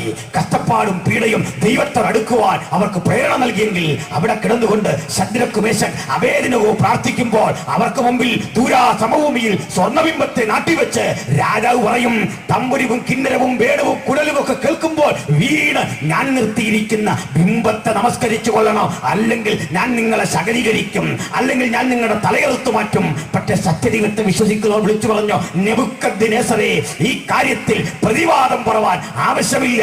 ഞങ്ങളെ സൃഷ്ടിച്ച ദൈവം, ഞങ്ങളെ നിയമിച്ച ദൈവം ഞങ്ങളെ രക്ഷിച്ചാലും ഇല്ലെങ്കിലും നീ നിർത്തിയ ബിംബത്തെ ഞങ്ങൾ നമസ്കരിക്കുകയില്ല. ഹല്ലേലൂയ. ഈ പീഡയുടെ നടുവിൽ അവരാരാധിച്ചില്ല ഈ ബിംബത്തെ. പീഡയേറെ വന്നു. പീഡ കൊണ്ട് നേരിടാത്തത് സ്നേഹം കൊണ്ട് നേരിടാൻ ചക്രവർത്തി ഒരു തന്ത്രം ആദ്യം മെനങ്ങി നോക്കിയിരുന്നു. മര്യാദയ്ക്ക് നോക്കിയിട്ട ശിക്ഷണ നടപടി കഠിനമാക്കിയത്. അതെന്താ? ഇസ്രായേൽ മക്കൾക്ക് ഏറ്റവും നല്ല ഭക്ഷണം ഉണ്ടാക്കി കൊടുത്തു. ഈ കുഞ്ഞുങ്ങൾ പറഞ്ഞു, ഞങ്ങൾക്ക് ഈ ഭക്ഷണമൊന്നും വേണ്ട. ആ ഭക്ഷണത്തിൻ്റെ കാര്യം കേൾക്കുമ്പോഴേ അവർ പറയും, ഇത് വേണ്ട, ഞങ്ങൾ പരിപ്പ് ചാറുമൊക്കെ കഴിച്ച് വേവിച്ച മുതിരയും ഗോതമ്പും ഒക്കെ കഴിച്ച് ധാന്യമണിയും പച്ചക്കറിയും ഒക്കെ കഴിച്ച് ഇങ്ങനെ ജീവിച്ചു കൊള്ളാം, ഇത് വേണ്ട. എന്താ ഇവർ വേണ്ടെന്ന് വെച്ചത്? ഇസ്രായേൽ മക്കൾ ഇങ്ങോട്ട് വരും മുമ്പ്, ബാബിലോണിലേക്ക് വരും മുമ്പ് അവരെ അകത്ത് തളച്ചിടാൻ പാകത്തിനുള്ള സൗകര്യങ്ങൾ രാജാവ് ക്രമപ്പെടുത്തിയ ശേഷമാണ് അവരെ ഇവിടേക്ക് ക്ഷണിക്കുന്നത്. ശ്രദ്ധിക്കണം, രാജാവ് ബാബിലോണിൽ തനിക്കൊരു തലസ്ഥാന നഗരി പണിതു. തലസ്ഥാന നഗരിയുടെ വിസ്തൃതി 14.5 മൈൽ നീളവും 14.5 മൈൽ വീതിയുമായിരുന്നു. 260 മൈൽ ചുറ്റളവുള്ളൊരു തലസ്ഥാന നഗരി ഒത്ത നടുവിലൂടെ യൂഫ്രട്ടീസ് നദി ഒഴുകുന്നു. നദിക്കക്കരയും ഇക്കരയും ഒരുപോലെ കിടക്കുന്ന മനോഹര നഗരം. ഈ നഗരത്തെ 87 അടി കനത്തിൽ 100 അടി ഉയരത്തിൽ പടുകുറ്റൻ കോട്ടകത്തി രാജാവ് ബന്ദവസാക്കി ബലപ്പെടുത്തി. ഇതിനുള്ളിലേക്ക് കടക്കാൻ 100 വാതിലുകൾ. 101-ാമതായി ഒരു പ്രധാന പ്രവേശന കവാടം. ഈ പടുകുറ്റൻ കോട്ടയുടെ മുകളിൽ കൂടി 2 വീതം കുതിരകളെ ബന്ധിച്ച് 6 രഥങ്ങൾക്ക് സമാന്തരമായി സഞ്ചരിക്കാൻ കഴിയുന്ന ഒരു ഹൈവേ പോലുള്ള വിസ്തൃതി. അതിന്റെ നിശ്ചിത ഉയരങ്ങളിൽ കാവൽ ഗോപുരങ്ങൾ. ലെൻസ് പതിപ്പിച്ച ഇരുണ്ട റൂമുകളിലൂടെ ഇരുന്നു കൊണ്ട് ദൂരത്തു നിന്ന് വരുന്ന ആളുകളുടെ സാന്നിധ്യം വ്യക്തതയോടെ കാണുവാൻ കഴിയുന്ന കണ്ണാടി സംവിധാനങ്ങൾ. എപ്പോഴും ജാഗരൂകരായി നടക്കുന്ന ബാബിലോന്യ പട്ടാളം ഈ കോട്ടയുടെ മുകളിൽ. മഹത്തരമായ ഈ കോട്ടയ്ക്കകത്തേക്ക് കടക്കാൻ ഒരു പ്രധാന വാതിൽ. ആ പ്രധാന വാതിൽ ഉണ്ടാക്കിയിരിക്കുന്നത് താമ്ര നിർമ്മിതമായ അനവധി കട്ടിയുള്ള താമ്ര വസ്തുക്കൾ ഒരുമിച്ച് ചേർത്ത് വെച്ച തകിടുകൾ ലയിപ്പിച്ചുകൊണ്ടാണ്. അത് ഇരുമ്പോടാമ്പൽ ചെലുത്തിയിരിക്കുകയാണ്. മനുഷ്യൻ തള്ളിയാൽ തുറക്കാത്ത, വലിച്ചാൽ തുറക്കാത്ത ഈ വാതിൽ തുറക്കാൻ പരിശീലനം സിദ്ധിച്ച ആനകൾ കെട്ടിവലിക്കണം സ്പ്രിംഗ് ആക്ഷനുള്ള കഥകൾ ഇതിനകത്താണ്. ശദ്രക്ക് മേശക്ക് അബേദ്നെഗോമാരും ദാനിയേലും ഒക്കെ ജീവിക്കുന്നത് ക്രിസ്തുവിന് 606 വർഷങ്ങൾക്ക് മുമ്പ്. മനസ്സിലാകുന്നോ? ഇത്രയും കേട്ട സ്ഥിതിക്ക് ഇതിനകം ഒന്ന് കണ്ടാൽ കൊള്ളാമെന്ന് നിങ്ങൾക്ക് തോന്നുന്നുണ്ട് എന്നെനിക്ക് തോന്നുന്നു. നമുക്കിതിനകത്തൊന്ന് കയറണം. നിർവാഹമില്ല. കാരണം പ്രധാന പ്രവേശന കവാടം അടഞ്ഞു കിടക്കും. 100 വാതിലിൽ ഒരെണ്ണമേ ഒരു ദിവസം തുറക്കൂ. ഇന്ന് തുറക്കുന്നത് നാളെ തുറക്കില്ല, സുരക്ഷ പരിഗണിച്ച്. അത്ര സുരക്ഷയാണ്. ഇന്റലിജൻസ് ഇങ്ങനെ ജാഗ്രതയോടെ നടക്കുക. ആരും പുറത്ത് കിടക്കാനോ അകത്ത് കിടക്കാനോ കഴിയണമെങ്കിൽ ഇന്റലിജൻസ് വിവരം അറിയണം. ഞാൻ ഇന്റലിജൻസ് വിവരം അറിയണം എന്നൊക്കെ പറഞ്ഞപ്പോൾ നിങ്ങൾ അങ്ങ് ആകെ വല്ലാതിരിക്കുന്നുണ്ട്. കാരണം നിങ്ങൾ നമ്മുടെ ഇന്റലിജൻസിന്റെ കാര്യം ഓർക്കുന്നത്. മൻമോഹൻ സിംഗിനെ 2 തവണ വഴിതിരിച്ചു വിട്ട ഇന്റലിജൻസ് ആണ് നമ്മുടെ ഇന്റലിജൻസ്. 2 തവണ പുള്ളി തമ്പാനൂർ വഴി കറങ്ങി കമ്പ്യൂട്ടർ സ്റ്റേഷൻ്റെ പുറകെ കൂടെ നടന്ന് ഓട്ടോറിക്ഷ പിടിച്ച് തിരിച്ചെത്തി. അതോടെ പുള്ളി തോറ്റും പോയി. നമ്മളാ പുള്ളിയെ തോപ്പിച്ച് പുള്ളി മാനസികമായിട്ട് തകർന്നു പോയി. അതിനുശേഷമുള്ള ഈ മൻമോഹൻജിയുടെ ഫോട്ടോ നിങ്ങൾ കണ്ടിട്ടുണ്ടോ? കരയുന്ന പോലൊരു ഷേപ്പ്. ചിരിക്കുക, ആള് ചിരിക്കുക, പക്ഷെ കണ്ട കരയാൻ തോന്നും. അതുപോലെ അപ്പോൾ അവരുടെ ഇൻ്റലിജൻസിലേക്ക് വരാം. ഇറാഖിലെ പഴയ ഇൻ്റലിജൻസ് ബാബിലോണിലെ ഇത് തുറക്കൂല എന്ത് ചെയ്താ. പക്ഷെ നമുക്കകത്ത് കയറണം. എനിക്കറിയാം നമ്മൾ കയറും, കാരണം നമ്മൾ മലയാളികളായി. പഞ്ചാബി സൗകര്യങ്ങൾ അത് അറിയണ്ട. നമ്മുടെ വലിയ വേലത്തിലിരിക്കുന്നേ നമ്മളെവിടെയെങ്കിലും നിന്ന് അതിനകത്ത് കയറും. വാതിൽ വഴിയല്ല, മുകളിൽ കൂടി ഇങ്ങനെ കയറും. അങ്ങനെയാണ്. പക്ഷെ മുകളിൽ കയറുമ്പോഴാണ് നമ്മളെ ചുറ്റിക്കുന്നൊരു പണി. ഈ മതിലിനകത്ത് ഒരു ചെറിയ മതിൽ അല്പം ഉള്ളിലേക്ക് മാറി. വലിയ മതിലിൽ നിന്ന് അങ്ങോട്ട് വീണ്ടും ഭിത്തി കല്ലുകളാക്കി കെട്ടി, കളങ്ങളാക്കി കെട്ടി. യൂഫ്രട്ടീസ് നദിയിലെ വെള്ളം അടിമകളെ കൊണ്ട് ചക്രം ചവിട്ടി കറക്കി പമ്പ് ചെയ്ത് നിറച്ചിരിക്കുന്ന കിടങ്ങ, അതിൽ മുതലകളെ പാർപ്പിച്ചിരിക്കുക. ഞാനിതോടത്ത് ക്ലാസ് എടുത്തപ്പോൾ ഒരു സഹോദരൻ ചോദിച്ചു, നമ്മളെങ്ങാണോ അതിൽ വീണ എന്ത് ചെയ്യുമെന്ന്. ഞാൻ പറഞ്ഞു, ഒന്നും ചെയ്യേണ്ടി വരികയില്ല, മുതല ചെയ്തോളൂ ഭംഗിയായിട്ട്. ഇതാണ് അതിലെ സംവിധാനം. അപ്പൊ എന്ത് ചെയ്യണം? അടഞ്ഞു കിടക്കുന്ന കതക് എങ്ങനെയും തുറന്ന് നേരെ പോകിയ വഴിയുള്ളൂ. നേരെ പണി കഴിപ്പിച്ച പാതയുടെ ഇരുവശത്തും ഫലമരങ്ങൾ നിൽക്കുന്നു, തണൽ മരങ്ങൾ നിൽക്കുന്നു. വ്യത്യസ്ത തരം പഴം പൊഴിക്കുന്ന മനോഹര മരങ്ങൾ ഇങ്ങനെ തണൽ വിരിച്ചു നിൽക്കുന്നു. ആ ശീതളിമയിൽ, ആ കുളിർമയിൽ നമ്മളിങ്ങനെ നടന്നു ചെല്ലുമ്പോൾ അക്കരെ ഇക്കരെ കടക്കാൻ ഒരു പാലം യൂഫ്രട്ടീസ് നദിക്ക് കുറുകെ. ഈ പാലത്തിന്റെ കൈവരികൾ താമ്രം പതിപ്പിച്ച് മിനുക്കി മനോഹരമാക്കിയിരിക്കുന്നു. പ്രഭാത സൂര്യന്റെ കിരണങ്ങൾ അടിക്കുമ്പോൾ അതിലേക്ക് വന്നടിക്കുന്ന ഈ ചെങ്കതിരികളുടെ വിളക്കം, അതിന്റെ തെളിച്ചം വെള്ളത്തിൽ പ്രതിഫലിച്ചിട്ട് ഒരു വല്ലാത്ത തരംഗം. അവിടെ കാണാൻ നല്ല ഭംഗിയാ. സന്ധ്യയ്ക്കും ഇത് ഈ കാഴ്ച കാണാൻ ആളുകൾ ഒത്തുകൂടും. അവർ പറയും, ബാൽദേവന്റെ എഴുന്നള്ളത്ത്, സൂര്യന്റെ എഴുന്നള്ളത്ത്. ഇങ്ങനെ വിളിക്കുന്ന ബഹുദേവതകളുടെ നാട്ടിൽ ശദ്രക്ക്, മേശക്ക്, അബേദ്നെഗോ ഒന്നും ഈ കളി കാണാൻ വരികയില്ല. അവരവിടുന്ന് പ്രാർത്ഥിക്കും. ദാനിയേൽ പറയാം, യെരൂശലേമിന് നേരെ കിളിവാതിൽ തുറന്നിട്ടിട്ട് പ്രാർത്ഥിക്കും. കളി കാണാനൊന്നും അവർ പോകില്ല. നമ്മളും പണ്ട് പോകലായിരുന്നു. ഇപ്പൊ ചെല്ലുമ്പോൾ കളി കണ്ടുപോകും. ചിലപ്പോൾ പരിപാടി യോഗത്തിന് എന്നാണ്. ചില ആളുകൾ കണ്ടില്ല, അവരാരാധിക്കുന്നില്ല, അവരെ സന്തോഷം. ആരാധീരെന്നും പറഞ്ഞ് നമ്മളെങ്ങനെ ആരാധിപ്പിക്കുക. കണ്ടിട്ടില്ല ഞങ്ങളുടെ പരിപാടി. എന്നിട്ട് നമ്മൾ പറയും, നമുക്കൊരു സ്തോത്രം പറയാം. മര്യാദയുടെ പേരിൽ ഒരു സ്തോത്രം പറഞ്ഞപ്പോൾ ഇയാൾ പറയാ, പോരാ. ഇയാളാണോ തീരുമാനിക്കുന്നത് പോരെന്ന്? ഒന്നുകൂടെ ലേലം വിളിക്കുകയാണോ? ഉച്ചത്തിൽ പെരുവെള്ളത്തിന്റെ. ഇങ്ങനൊന്നും ദൈവത്തെ സ്തുതിച്ചിട്ട് എന്റെ കാര്യമില്ല. പിന്നെ എങ്ങനെ സ്തുതിക്കണം? പ്രേരണ പോലെ ദൈവത്തെ സ്തുതിക്കണം. ആത്മപ്രേരണ പോലെ ഞാൻ സ്തുതിക്കുള്ളൂ. പിന്നെ ഒരാൾ പറഞ്ഞാൽ ഒരു എത്തിക്സിന്റെ ഭാഗം, ഒരു പുൽപ്പിറ്റ് എത്തിക്സിന്റെ ഭാഗമായി ഒരു തവണയൊക്കെ ഇങ്ങനെ കയ്യിൽ നിന്ന് വെക്കും. എന്നെ വീണ്ടെടുപ്പുകാരനെ എങ്ങനെ സ്തുതിക്കണമെന്ന് ഞാനാ തീരുമാനിക്കുന്നത്. മനസ്സിലാവുന്നുണ്ടോ നിങ്ങൾക്ക്? വർഷിപ്പിൽ ഇത് തീരുമാനിക്കുന്ന പോലെ ഇങ്ങനെ കൈവെക്കാൻ എനിക്ക് നേരമില്ലെന്ന് ജവനപ്രാസിന്റെ ആരോഗ്യമുണ്ട് നമുക്ക്. എന്നാൽ ഇവരെ നിങ്ങൾ ശ്രദ്ധിച്ചോണം. ഈ ആരാധീരെന്ന് പറയുന്നവൻ ആയുഷിൽ ആരാധിക്കുക. അവൻ ഈ കൈ വെച്ച് ഇങ്ങനെ കളിച്ചുകൊണ്ടിരിക്കുകയാണ്. ഇങ്ങനെ വെക്കുക, വണ്ടിയുടെ വൈപ്പറാടുന്ന പോലെ ഇങ്ങനെ കുറച്ച് നേരം ആട്ടുക, അങ്ങോട്ട് തുള്ളുക, ഇങ്ങോട്ട് തുള്ളുക. അതാ പരിപാടി. യശയാപ്രവാചകന്റെ ഭാഷ, ഇതിനോ നീ ആരാധനയെന്നും ഉപവാസമെന്നും ഒക്കെ പേരിടുന്നു. അങ്ങനെ കളിക്കുന്ന സ്ഥലമല്ല ഇത്. പിന്നെ ഹല്ലേലൂയ പറയുമ്പോൾ പറയുകയാണ് പോരെന്ന്. അതൊരു വസ്തുത അറിയാത്തോണ്ടാ. എന്താണ് ഈ ആരാധന? അതൊന്ന് പറഞ്ഞിട്ട് അങ്ങോട്ട് വരണം. ആരാധനയ്ക്ക് ചില ബന്ധങ്ങളുണ്ട്, അതുകൊണ്ട് ആരാധിക്കുന്നത്. നമ്മുടെ കർത്താവ് സ്വർഗം സൃഷ്ടിച്ചുകൊണ്ടോ, ഭൂമി സൃഷ്ടിച്ചുകൊണ്ടോ, തങ്കത്തെരുവീതികൾ ഉണ്ടാക്കിയിട്ടത് കൊണ്ടോ, പുതിയ യെരൂശലേം പണിതുകൊണ്ടോ ഒന്നുമല്ല ഞാൻ ആരാധിക്കുന്നത്. ഇതൊന്നും ഒരു കാരണമല്ല എന്നെ സംബന്ധിച്ചിടത്തോളം. എൻ്റെ കാരണം, ഇതൊക്കെ സൃഷ്ടിച്ചവൻ എൻ്റെ ഈ ചെറിയ ഹൃദയത്തിൽ ഇറങ്ങി വരാനൊരു താല്പര്യം കാട്ടി. ആ മഹത്വത്തെ എനിക്ക് വിലമതിച്ചുകൂടാ, അതിനെ എനിക്ക് മറന്നുകൂടാ. ആ മഹത്വം വേണ്ടെന്ന് വെച്ച് ഈ ചെറിയ ഹൃദയത്തിൽ വന്നിരിക്കുന്നവൻ അകത്ത് വന്ന നാൾ മുതൽ പറഞ്ഞു, അങ്ങന്റെ കാന്തനാ. ഞാൻ അവരോട് പറഞ്ഞു, അങ്ങന്റെ സ്നേഹിതനാ, അങ്ങന്റെ ജ്യേഷ്ഠ സഹോദരനാ, അങ്ങന്റെ പിതാവാ, അങ്ങനെക്ക് മാതാവിന് തുല്യനാ. ഞാൻ അനുഭവിച്ച ഏറ്റവും വലിയ സ്നേഹം അങ്ങയുടെ സ്നേഹമാണ്. അങ്ങനെയല്ലേ? പക്ഷെ അതിലെ ഏറ്റവും വലിയ ബന്ധം ഏതാ? അത് കാന്തനും കാന്തയും തമ്മിലുള്ള ബന്ധമാണ്. ലോകത്തിലെ ഏറ്റവും ശ്രേഷ്ഠതയേറിയ ബന്ധം കാന്തനും കാന്തയും തമ്മിലുള്ളതാണ്. അങ്ങനെയല്ലേ ഏറ്റവും വലിയ സ്നേഹം?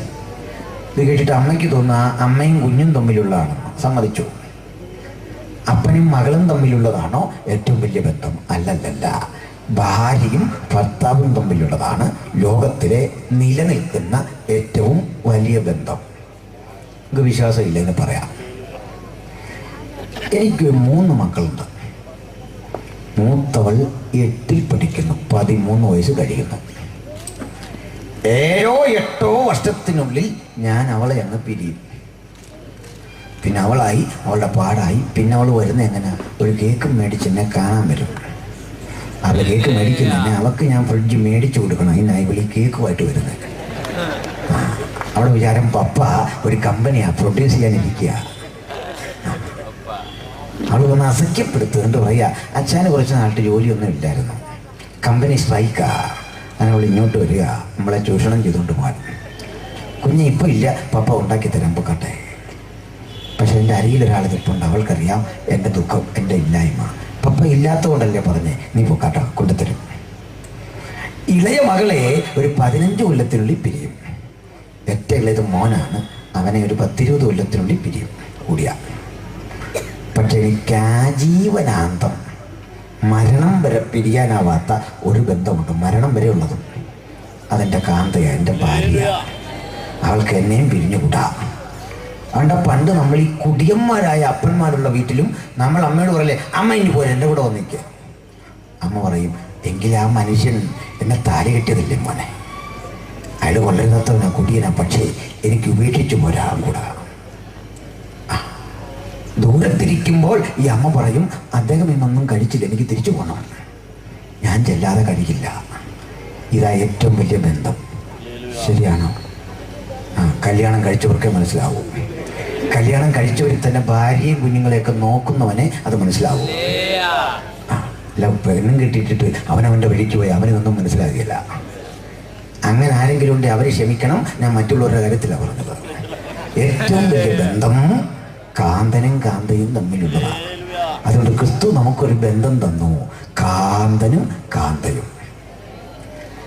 കാന്തയും കാന്തനും തമ്മിലുള്ള ബന്ധത്തിൽ അവർ തമ്മിൽ സ്നേഹപ്രകടനം നടത്തുന്നത് എന്തോ അതാണ് ആരാധന. അവിടെ ഹൃദയത്തിന്റെ പങ്കിടൽ എന്തോ അതാണ് ആരാധന. അത് പരിഭവം വരും, അതിൽ സൗന്ദര്യപ്പിണക്കം വരും, അതിൽ നേരിയ ശിക്ഷ വരും. അതെല്ലാം അനുഭവിക്കുന്ന കാന്തയ്ക്കൊരു സുഖമുണ്ട്. ഈ കാന്തൻ തല്ലിയാലും അവൾക്കതൊരു സുഖമാണ്. ഈ കാന്തൻ വഴക്ക് പറഞ്ഞാലും തിരിച്ചവളെ കാത്തിരിക്കുകയാണ് കാന്തൻ. അങ്ങനെയാ അവൻ നമ്മെ ബാലചിറ്റ തന്ന് സ്നേഹിക്കുന്ന കർത്താവ്, അവിടുന്ന് നമ്മളെ കരുതുന്ന യേശു.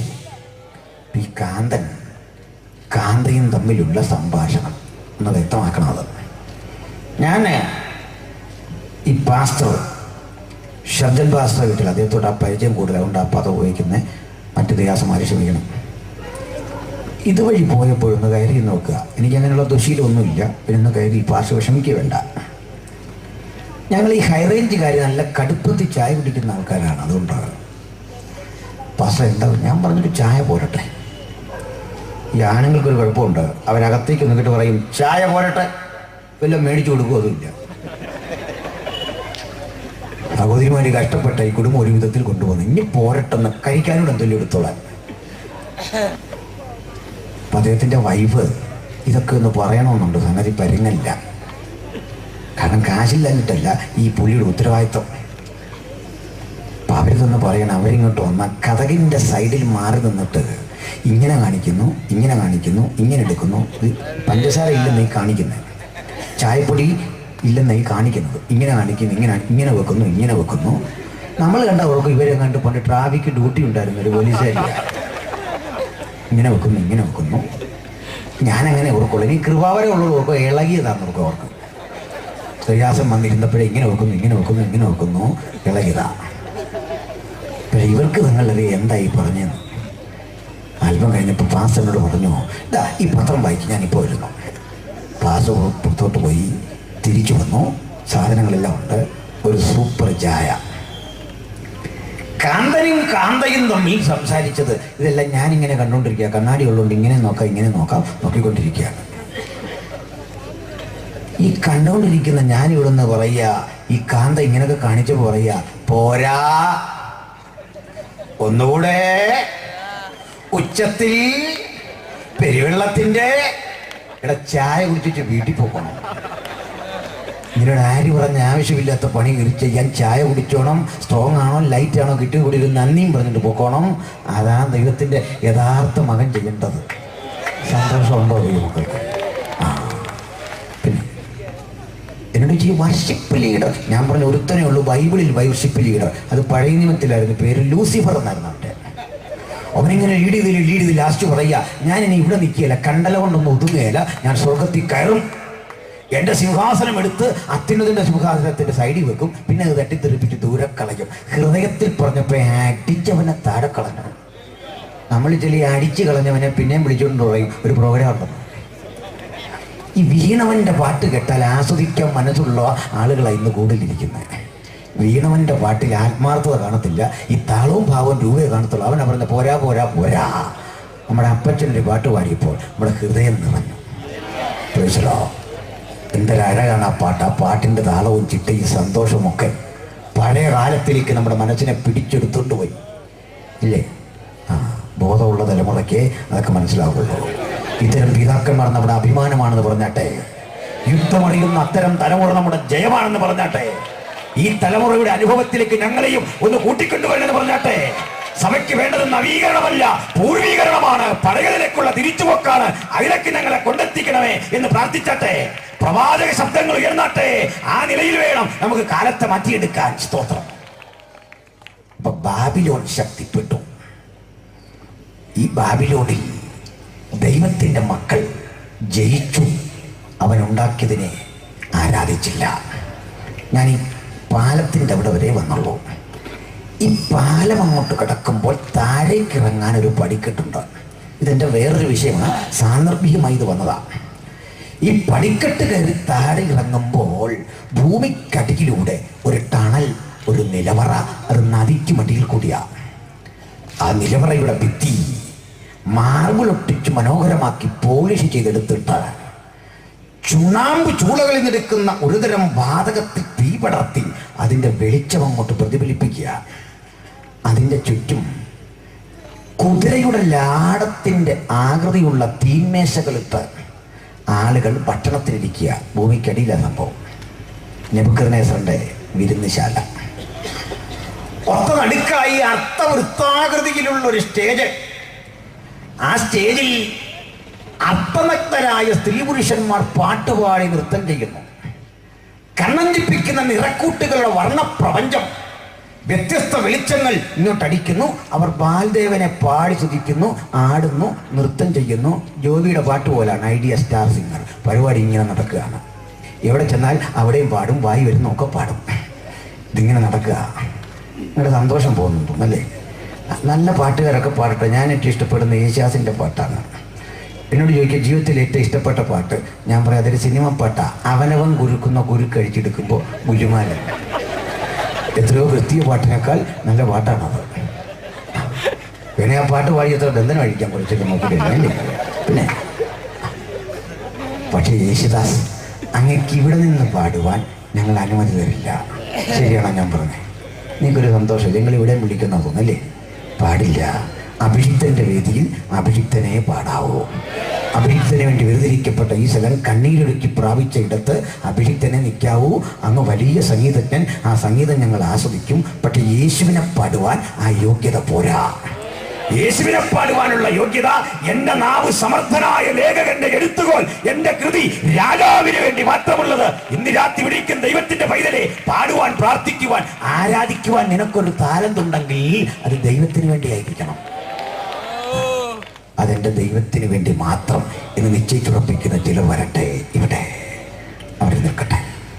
പാട്ടും നൃത്തവും ആരാധനയും ഒക്കെ ശക്തിപ്പെടുന്ന ഇടയ്ക്ക് വീഞ്ഞു നിറച്ചു വെച്ചിരിക്കുന്ന കുപ്പികൾ കയ്യിലെടുത്ത് സുന്ദരിമാരായ സ്ത്രീകൾ പാട്ടുപാടി ശദ്രക്ക് മേശക്ക് അഭേദനകവുമായിരിക്കുന്ന ഇടത്തേക്ക് വന്ന് കുപ്പിയിൽ ഒഴിച്ചു കൊടുക്കും. താണ്ട് ഇങ്ങനെ അവരെ കൊണ്ട് മാംസഭക്ഷണം, അവർക്ക് വേണ്ട വ്യത്യസ്തരം പലഹാരങ്ങൾ, ഇതൊക്കെ നിരത്തി ട്രേക്കെടുത്ത് കൊണ്ടു കൊടുക്കും. ഇത് കണ്ടിട്ട് ഈ കുഞ്ഞുങ്ങൾ പറഞ്ഞെന്താ? ഈ കുഞ്ഞുങ്ങൾ പറഞ്ഞോട്ടെ, നമ്മുടെ പുതിയ തലമുറയാണ് ഇതെല്ലാം കണ്ടിട്ട് പറഞ്ഞേനെ പ്രൈസ് ദി ലോർഡ്. എൻ്റെ ദേഹം കുളിരു വരുന്നതെല്ലാം കണ്ടിട്ട്. ഒരു പകർച്ച എൻ്റെ മീതെ വന്നു, ഒരാത്മപ്പകർച്ച ഇത് കണ്ടിട്ട്. സഹിക്കാനാവാത്തൊരാത്മപ്പകർച്ച എനിക്ക് വന്നു. ഇതൊന്നും കണ്ട ഭക്തൻ ആത്മപ്പോർച്ച വരികയല്ല. കൃത്രിമം കണ്ടാൽ യഥാർത്ഥ യേശുവിനെ ഉൾക്കൊണ്ടവൻ ആ കൃത്രിമത്വത്തിന്റെ ടോൺ മനസ്സിലാകും. ശബ്ദം ഏശാവിൻ്റെയും ഉടുപ്പ്, ശബ്ദം യാക്കോവിൻ്റെ ഉടുപ്പ് ഏശാവിൻ്റെയാണ്. ഒടുവിലൊടുവിൽ അവൻ പറഞ്ഞു, രാജാവേ, ഈ ഭക്ഷണം കഴിക്കുന്ന പ്രശ്നമില്ല, ഈ വീഞ്ഞു കുടിക്കുന്ന പ്രശ്നമില്ല, ഞങ്ങളെ അശുദ്ധരാക്കുന്ന പ്രശ്നമില്ല. സ്തോത്രം. അതെങ്ങനെ ഈ ഭക്ഷണം കഴിച്ച് അശുദ്ധരാകുമോ? ദൈവമക്കളെ, ലോകത്താര് ഭക്ഷണം തന്നാലും അത് വാങ്ങിക്കഴിക്കേണ്ടവനാ ക്രിസ്ത്യാനി. ഒരു പ്രയാസം വേണ്ട. അവന് രുചിയെന്ന് തോന്നുന്ന ഭക്ഷണം വാങ്ങിക്കഴിക്കാം, മദ്യമാകരുതേ ഉള്ളൂ. പക്ഷെ ഈ കുഞ്ഞുങ്ങൾ എന്താ ഇത് വേണ്ടെന്ന് പറഞ്ഞേ?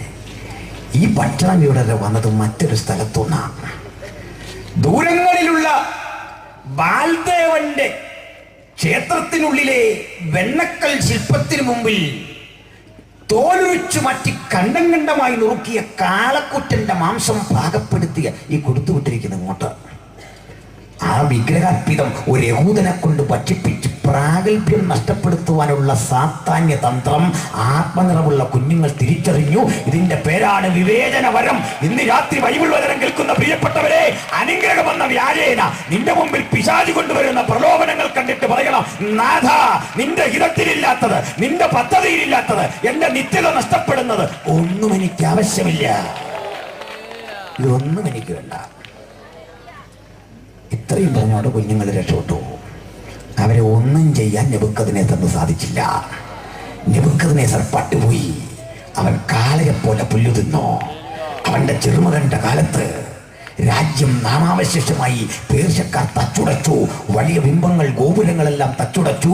ഇന്നും ഇറാഖ് സന്ദർശിക്കുന്നവർക്ക് ആ പുരാതന നഗരത്തിന്റെ ശൂന്യാവശിഷ്ടങ്ങൾ ചിതറിക്കിടക്കുന്നത് കാണാം. അവിടെ ചിതറിക്കിടക്കുന്ന കല്ലുകൾ, പടുകുറ്റൻ കോട്ടയുടെ അവശിഷ്ടങ്ങൾ, കുറ്റിക്കാട് പിടിച്ചിരിക്കുന്ന ഇടങ്ങൾ കാണുമ്പോൾ ഭക്തൻ മനസ്സിലാക്കേണ്ട കാര്യം, ഒരിക്കൽ ഞങ്ങളുടെ ബൈബിൾ കത്തിച്ചു കളഞ്ഞ ന്യായപ്രമാണത്തെ ഉന്മൂലനം ചെയ്ത് ആലയം കൊള്ളയടിച്ച് ആലയത്തിന്റെ അടിത്തറ കുളം തോണ്ടിയവന്റെ അടിത്തറ കുളം തോണ്ടിയ ഒരു ദൈവമാണ് ഉയരത്തിൽ വഹിച്ചിരിക്കുന്നത്. രഹസ്യങ്ങളെ വെളിപ്പെടുത്തുന്ന ഒരു ദൈവം ഉന്നതനും അതിന് മീതെ ഒരു അത്യുന്നതനും ജാഗരിക്കുന്നു. ആ മഹാദൈവത്തോട് ഇടപെട്ട ഉഗ്രപ്രതാപങ്ങളെ മുട്ടുകുത്തിച്ചവൻ ഇന്ന് രാത്രി ജയമെടുത്തവനായി നമ്മുടെ മധ്യത്തിലുണ്ട്. അവിടെ കിടക്കുന്ന കല്ലുകൾ വിളിച്ചറിയിക്കുന്നു. അതിനുള്ളിലാ ദാനിയേലിന് സിംഹക്കുഴി ഒരുക്കിയത്. അതിനപ്പുറത്തും അറിയാ ദൈവത്തിന്റെ മക്കൾക്ക് തീച്ചൂളി ഒരുക്കിയത്. പക്ഷെ തീച്ചൂളയുടെ ജ്വാലകൾ അവരെ വിഴുങ്ങിയില്ല. ദൈവം സിംഹത്തിന്റെ വായ അടപ്പിച്ചു കളഞ്ഞു. യഹൂദ ഗോത്രത്തിലെ സിംഹമായവൻ അവൻ ഗർജിച്ചു തുടങ്ങിയാൽ ഉലകത്തിലെ സിംഹത്തിന്റെ നാമടപ്പിക്കുവാൻ അവന് മാത്രം കഴിയുന്ന ഒരു അധികാരമുണ്ടെങ്കിൽ ആ ദൈവത്തിന്റെ ഹൃദയത്തിൽ ഏറ്റുവാങ്ങിയ നമുക്ക് ഇറാഖിന്റെ മണ്ണിൽ ഇന്ന് ചിതറിക്കിടക്കുന്ന ആ സ്ഥലങ്ങളെ കണ്ടിട്ട് പറയണം, ബൈബിളിലെ ദൈവം ജീവിക്കുന്നു, അത്യുന്നതൻ ജീവിക്കുന്നു. ദൈവം അവനിലൊരു ശാശ്വത നഗരമുണ്ട്, ഒരു സങ്കേത നഗരമുണ്ട്. ഇറാഖിന്റെ മനോഹാരിത വെല്ലുന്ന ആ സങ്കേത നഗരത്തിലെ ഹൃദയത്തിൽ കണ്ട് ദൈവം ശില്പിയായി നിർമ്മിച്ചതും അടിസ്ഥാനമുള്ളതുമായ നഗരത്തെ കണ്ടിറങ്ങിയ ഒരു പിതാവിന്റെ ചെറു തലമുറയാണ് ഞങ്ങൾ. ഇതാ ഞങ്ങളുടെ ജൈത്രയാത്ര. അന്ന് ആരംഭിച്ച ജൈത്രയാത്രയുടെ മുമ്പിൽ വഴിതടയുവാൻ ഉലകത്തിലൊരു ശക്തിക്കും കഴിഞ്ഞിട്ടില്ല. പ്രപഞ്ചത്തിന്റെ 5 വൻകരകളിലും അബ്രഹാമിന്റെ സന്താന പരമ്പരകൾ സത്യദൈവത്തിന് വേണ്ടി, ഏകദൈവത്തിന് വേണ്ടി ദൈവശില്പിയായ നഗരത്തെ ശില്പിയായി നിർമ്മിച്ച നഗരത്തെ കൺപാർത്ത് വിശ്വാസത്താൽ ജയജീവിതം ചെയ്യുന്നു. അത് തകർന്നടിഞ്ഞു. ഒരു പുതിയ നാഗരികത ഉടലെടുത്തു പേർഷ്യ. കുറെ കഴിഞ്ഞ് പേർഷ്യയും പട്ടുപോയി. പിന്നീട് ഇങ്ങോട്ട് വന്നത് അലക്സാണ്ടർ ഗ്രീസാണ്. ഏതാണ്ട് 2400 ഗ്രീക്ക് കാലാൽപ്പടയും 2650 മാസിഡോണിയൻ കാലാൽപ്പടയും 1800 ഗ്രീക്ക് കുതിരപ്പടയും 1400 മാസിഡോണിയൻ കുതിരപ്പടയും 800-ൽ പരം കരുത്തന്മാരായ സൈനിക നേതാക്കന്മാരും അവരെ നയിക്കുന്ന 4 സർവ്വ സൈന്യാധിപന്മാരും ചുറ്റും നിൽക്കുന്ന മഹാസാമ്രാട്ടിന്റെ പേരാണ് മഹാനായ അലക്സാണ്ടർ. ലോകത്തിൽ ഇത്രയും സുരക്ഷ വർദ്ധിപ്പിച്ച സെക്യൂരിറ്റി ഫോഴ്സ് ഉള്ള ഒറ്റ ഒരുത്തനുമില്ലായിരുന്നു ഇത്രയും കുതിരപ്പട. അതിന്റെ നടുവിൽ ബ്യൂസി ഫാലസ് എന്നറിയപ്പെടുന്ന ഭംഗിയുള്ള കുതിരപ്പുറത്ത അലക്സാണ്ടർ യാത്ര ചെയ്യുന്നത്. കുറ്റാക്കുറ്റിടത്തും കോഴിച്ചൊരിയുന്ന മഴയത്തും ഇന്ത്യ അടക്കമുള്ള രാഷ്ട്രങ്ങളിൽ യുദ്ധം ചെയ്യാൻ അദ്ദേഹം വന്നിട്ടുണ്ട്. ഇന്ത്യയിൽ പോറസിനെ നേരിടുന്ന കാലത്ത് ഹിന്ദുക്കുഷ് പർവ്വതനിരകൾക്കപ്പുറത്ത് അദ്ദേഹം ഒരുക്കിയ ചതിക്കുഴികളുടെ നടുവിൽ പതറാതെ അലക്സാണ്ടർ വന്നു. ഒടുവിൽ പോറസ് നേരിട്ടിറങ്ങി ആനപ്പുറത്തിരുന്നു കൊണ്ട് അലക്സാണ്ടർ യുദ്ധം ചെയ്തപ്പോൾ തനിക്കെതിരെ ചങ്കുറ്റം കാട്ടിയ പോറസിനെ കണ്ട് കൈയടിച്ച് പ്രോത്സാഹിപ്പിച്ച ആളിന്റെ പേര് അലക്സാണ്ടർ. ഇത്രയും വലിയ മനുഷ്യൻ അങ്ങനെ ഇന്ത്യ ഉൾപ്പെടെയുള്ള രാജ്യങ്ങൾ വെട്ടിപ്പിടിച്ച് തിരിച്ചു ചെല്ലുന്ന വഴിക്ക് ഇത്രയും പടയാളികളുടെ, ഇത്രയും സൈന്യങ്ങളുടെ ചുറ്റുമതിലുകളെ ഭേദിച്ചുകൊണ്ട് ഒരു ചെറിയ പനിയുടെ രോഗബീജം അവന്റെ ഉടലിൽ കടന്നു. ഏത് ഉന്നതന്റെ മീതെ അത്യുന്നതനുണ്ടെന്ന് ഞങ്ങൾ വെറുതെ അല്ല പറയുന്നത്. ഉലകത്തിലെ ഒരു സുരക്ഷയിലും ഞങ്ങൾക്ക് വിശ്വാസമില്ല. ഉലകത്തിൽ ഒരുക്കുന്ന ഒരു രക്ഷയിലും നമുക്ക് വിശ്വാസമില്ല. അത്യുന്നതന്റെ മറവിൽ വസിക്കുകയും സർവശക്തന്റെ നിഴലിൻകീഴിൽ പാർക്കുകയും ചെയ്യുന്നവൻ യഹോവയെ കുറിച്ച് അവനെന്റെ സങ്കേതം, അവനെന്റെ കോട്ട, അവനെന്റെ ശാശ്വത ശൈലം എന്ന് വിശ്വസിക്കുന്നവനാ ദൈവത്തിന്റെ മകൻ. അലക്സാണ്ടർ 32 വയസ്സിൽ ഇഹലോകവാസം വെടിഞ്ഞു. മെംഫീസിലെ ചരിത്ര പ്രസിദ്ധമായ കല്ലറയിലേക്ക് ലോകത്തിലെ ഏറ്റവും വിലപിടിപ്പുള്ള പോലീസിലെ സ്വർണം കൊണ്ടുണ്ടാക്കിയ മനോഹര സ്വർണ്ണ പേടകത്തിൽ കിടത്തി അടക്കം ചെയ്തു. ടോളമിയുടെ കാലത്ത് ഈ ശവപ്പെട്ടി തല്ലിപ്പൊളിച്ചെടുത്ത് സ്വർണ്ണ നാണയങ്ങൾ ഉണ്ടാക്കിയപ്പോൾ അത് ചുമക്കുവാൻ വേണ്ടി 100 കുതിരകളെ വേണ്ടി വന്നെന്നാണ് പറയുന്നത്. ഒറ്റ ശവപ്പെട്ടി ചുമക്കാൻ അതിൽ കൊണ്ടുണ്ടാക്കിയ നാണയം. അതൊക്കെ പോട്ടെ, ആ മനുഷ്യനും ഉലകത്തിൽ നിന്ന് നിഷ്കാസിതനായി. പിന്നീട് ഇങ്ങോട്ട് വന്നത് റോമക്കാരാ. 350 കൊല്ലം അവർ ലോകത്തെ ഭരിച്ചു. പക്ഷേ ഈ റോമൻ ചക്രവർത്തിമാർക്കൊരു ഔദ്യോഗിക പേരുണ്ട്, കൈസർ. ഇന്ന് പേരിടുന്നത് പട്ടിക്ക് വേണ്ടിയാണ്. കൈസർ ഇവിടെ വാട എന്ന് പറയുമ്പോൾ റോമിലെ ഭരണാധികാരിയല്ല വരുന്നത്, അവനിങ്ങി വരും 4 വീലർ. അവൻ വന്ന് ഡിസ്ക് ബ്രേക്ക് ഇട്ടിരുന്നു. ഇപ്പം വാലുവാട്ടി ഇങ്ങനെ റേസ് ചെയ്ത് വെച്ചേക്ക് ആക്സിലേറ്റർ തൊട്ടുമ്പിൽ വന്നിക്കുക. ഇത് വെറുതെ പറഞ്ഞല്ല. ഈ നായ ഒരു നല്ല മൃഗമാണ്. ഈ പോലീസ് വളർത്തുന്ന നായ ഉണ്ടത് പോലീസ് കൊടുക്കുന്ന ഭക്ഷണം ഒഴിച്ച് വേറൊന്നും കഴിക്കുകയില്ല. നമ്മളൊന്നും കൊടുത്താൽ കഴിക്കുകയില്ല. അതിലും നല്ലത് അതിൻ്റെ ചിട്ട എങ്ങനെയാണ് എന്നുവെച്ചാൽ ലോക്കൽ നായ്ക്കളുണ്ട്. അത് ഒരുത്തൻ മത്തിയും മേടിച്ചുകൊണ്ട് പോയി ആ പുറകെ പോകും. അതിന് മണം പിടിച്ച് അങ്ങോട്ട് പോകുമ്പോൾ വേറൊരുത്തൻ അവിടെ നിന്ന് ഇങ്ങോട്ട് അതിലും വിലപിടിപ്പുള്ള മത്സ്യവും കൊണ്ടിങ്ങോട്ട് വരുന്നു, ആ പുറകെ പോകും. അങ്ങനെ കുറേ പേര് നമ്മളിവിടെ നിന്ന് വിട്ടുപോയി എന്നുള്ളത് ആരും വിഷമിക്കണ്ട. മണം പിടിച്ച് കുറേ പേര് പോയി എന്നുള്ളത് നമ്മളധികം വിഷമിക്കാനൊന്നുമില്ല. പിന്നെ അതിനാണോ എന്തെങ്കിലും സെമിനാർ, അതിനെന്തൊരു പ്രതിഷേധം? അതുപോട്ട് അവൻ അങ്ങോട്ട് പോവും, അവൻ ഇങ്ങോട്ട് വരും, അവൻ അങ്ങോട്ട് പോവും, ഇങ്ങോട്ട് വരും. കൈസറയെ വാടാന്ന് വിളിക്കുമ്പോൾ പോകുന്നവനുണ്ട്. എല്ലാവരെയും കിട്ടിയില്ലെന്നേ അവിടെ. അന്തത്തുള്ളതൊന്നും അങ്ങനെ പോവില്ല. പെട്ടെന്ന് അങ്ങനെ വല്ലതും പോകാൻ പറ്റുമോ? ഇങ്ങോട്ട് പോവാ. വിഷയത്തിൽ കിടക്ക്, വിഷയത്തിൽ ശ്രദ്ധ തിരിക്കണം, പോകരുത്. അപ്പോൾ 4 സാമ്രാജ്യങ്ങൾ, ഈ 4 സാമ്രാജ്യങ്ങളും തകർന്നടിഞ്ഞു. പക്ഷേ അവരുണ്ടാക്കി വെച്ച ചില ഗുണങ്ങളുണ്ടായിരുന്നു. ഞാൻ ആദ്യത്തെ വിടുന്നു. അത് ആത്മീയമാണ്. ഒത്തിരി പറയാനുണ്ട് ദാനിയേലിന്റെ സംഭവം. രണ്ടാമത്തെയും വിടുന്നു, സമയക്കുറവാണ് എൻ്റെ കാരണം. മൂന്നാമത്തേത് പറയാതിരിക്കാൻ തരമില്ല. മഹാനായ അലക്സാണ്ടർ ലോകം മുഴുവൻ പിടിച്ചെടുത്ത വഴിക്കൊരു പണി ചെയ്തു. മുഴു ലോകവും താൻ സംസാരിക്കുന്ന ഒരു ഭാഷയുടെ കീഴിലാക്കി. താൻ പിടിച്ചെടുക്കുന്ന പടയോട്ടം നടത്തുന്ന സ്ഥലങ്ങളിലെല്ലാം ഗ്രാമർ സ്കൂളുകൾ സ്ഥാപിച്ചു. വൈയാകരണന്മാരെ നിയമിച്ചു ഭാഷ പഠിപ്പിക്കാൻ. അങ്ങനെ ലോകമാസകലം അലക്സാണ്ടർ ഇന്ന് ഇംഗ്ലീഷ് എന്ന വണ്ണം ഒരു ഭാഷ സ്ഥാപിച്ചു. അതിൻ്റെ പേരാണ് Greek. Greek was the lingua franca of the ancient world. പുരാതന ലോകത്തിൻ്റെ മുഖ്യ സമ്പർക്ക ഭാഷയായിരുന്നു ഗ്രീക്ക്, അലക്സാണ്ടറുടെ ഭാഷ. അത് ലോകം മൊത്തം വ്യാപിച്ചു. ഞങ്ങൾ ഈ ഭാഷയിലല്ലേ പുതിയ നിയമം എഴുതിയേ. ഈ ഭാഷയിൽ പുതിയ നിയമം എഴുതിക്കൊണ്ടുള്ള ഗുണം എന്താ? ഏതാണ്ട് 50-60 വർഷത്തിനുള്ളിൽ അപ്പോസ്തലന്മാർ എവിടെ പോയോ അവിടെല്ലാം ഈ ഭാഷയിൽ ഞങ്ങളൊന്ന് പ്രസംഗിച്ചു. കേട്ടവർക്ക് മനസ്സിലായി. ആര് പറഞ്ഞു? ഇന്നതാ പറയുന്നത്. പിന്നെ ഏത് ബൈബിൾ എവിടെ പോയി തിരുത്താൻ പറ്റും? എങ്ങനെ പറ്റും? ആർക്ക് പറ്റും? ഉലകം മുഴുവൻ 1-ാം നൂറ്റാണ്ടിലെ വ്യാപരിച്ച പുസ്തകത്തിൻ്റെ പേരാ ബൈബിൾ. അത് പുതിയ നിയമം മാത്രമല്ല, പഴയ നിയമം കൂടെ വ്യാപിച്ചു ഉലകം മുഴുവൻ. രണ്ടാമത് ഇങ്ങോട്ട് വന്ന് റോമക്കാർ ചെയ്തൊരു പണിയുണ്ട്. അവർ ഏറ്റവും പ്രാധാന്യം കൊടുത്ത് നല്ല റോഡ് വെട്ടാനാണ്. അല്ല, നമ്മുടെ കൂട്ടൊന്നുമല്ല. നമ്മളെന്താ ചെയ്യുന്നത്? ഉള്ള റോഡിൻ്റെ നടുക്ക് കുമ്മായം കലക്കി വെള്ള കളറിലൊരു വര, എന്നിട്ട് പറയാ ഹൈവേ ആണ്. ഇതാണ് ഹൈവേ. നമ്മുടെ ഈ മന്ത്രിമാരും മറ്റാളുകളുമൊക്കെ ഈ വിദേശ രാജ്യങ്ങളിൽ പോകാറുണ്ട്. ഗൾഫിലുമൊക്കെ അമേരിക്കയിലുമൊക്കെ പോകും. പോയിട്ട് വന്നവർക്കെതിരെ പ്രസംഗിക്കുമെങ്കിലും അവിടെ ചില നന്മയുണ്ട്. നല്ല റോഡുകൾ. ഈ നന്മയൊന്നും അവരിങ്ങോട്ട് കൊണ്ടുവരില്ല. നമ്മുടെ ചില മന്ത്രിമാരെല്ലാം പണ്ട് അമേരിക്ക ചുറ്റിക്കറങ്ങി വന്നപ്പോൾ അവിടെയുണ്ട് ആണുമാണ് ഒരുമിച്ച് കൂടി തോളെ കൈയിട്ട് പറയാ, ഡാർലിംഗ് നമുക്ക് പള്ളിയിൽ പോകാം. പെണ്ണും ഒരുമിച്ച് കൂടി വിട്ടുക, നമുക്ക് പാർക്കിൽ പോകാം. ഇത് കണ്ട് നമ്മുടെ മന്ത്രിമാർ പറഞ്ഞു, കേരളത്തിൽ നമുക്ക് ഇത് നടപ്പിലാക്കണം. പെട്ടെന്ന് നന്മ നടപ്പിലാക്കാനുള്ള ബോധം ഇവർക്കുണ്ടാകാനാണ് പ്രാർത്ഥിക്കേണ്ടത്. നല്ല റോഡും ഒക്കെ വരട്ടെ. പിന്നെ അപ്പോൾ പോട്ടെ. ഇതേ വിധം ഏറ്റവും നല്ല റോഡ് പുരാതന ലോകത്തുണ്ടാക്കിയ ആളുകളാണ് റോമക്കാർ. എല്ലാ റോഡും റോമിലേക്ക്. വളഞ്ഞു തിരിഞ്ഞു കിടക്കുന്ന കടൽ തീരങ്ങളെ കനാലുകൾ വെട്ടി ഏകോപിപ്പിച്ചു. നദികളിൽ നിന്ന് കനാല് വെട്ടി കടലിലേക്ക് ഷോർട്ട് കട്ടുകൾ ഉണ്ടാക്കി. എന്തിനാ ചെയ്തേ? 4-5 ആഴ്ചകൾ കൊണ്ട് കപ്പലിൽ പോകേണ്ട ദൂരം 2 ദിവസം കൊണ്ട് പോകാവുന്നതായി. നല്ല റോഡ്. കരഗതാഗതം ശക്തമായി. കടൽ കൊള്ളക്കാരെ കർശനമായി ഒതുക്കി റോമൻ ഭരണകൂടം അങ്ങ് ശക്തിപ്പെടുത്തി. ഇതും ബൈബിളുമായിട്ട് എന്താ ബന്ധമെന്നാണ് നിങ്ങൾ ചിന്തിക്കുന്നത്? ഇങ്ങോട്ട് ശ്രദ്ധിക്കണം, ഇങ്ങോട്ട് ശ്രദ്ധിച്ചിരിക്കണം. അങ്ങോട്ടും ഇങ്ങോട്ടും നോക്കരുത്, ഇങ്ങോട്ട് മാത്രം. ഒരാളങ്ങോട്ട് മാറി എന്നോർത്ത് അങ്ങോട്ട് നോക്കരുതെന്ന് എനിക്ക് അഭിപ്രായമില്ല. അങ്ങനെ ഒരാൾ പോകുന്നത് കണ്ടിട്ടില്ലാത്തൊരു നോക്കിയോ? ഇനി ഇങ്ങോട്ട് ശ്രദ്ധിക്കണം. ഇതിനിടയ്ക്ക് ഒരാൾക്കൊന്ന് പോകണം, ഇവിടുന്ന് പോകണം, എനിക്ക് പിടിച്ചു നിൽക്കാൻ പറ്റുന്നില്ല ഈ കൃപയിൽ എന്ന് തോന്നുന്നവർക്ക് പോകാം.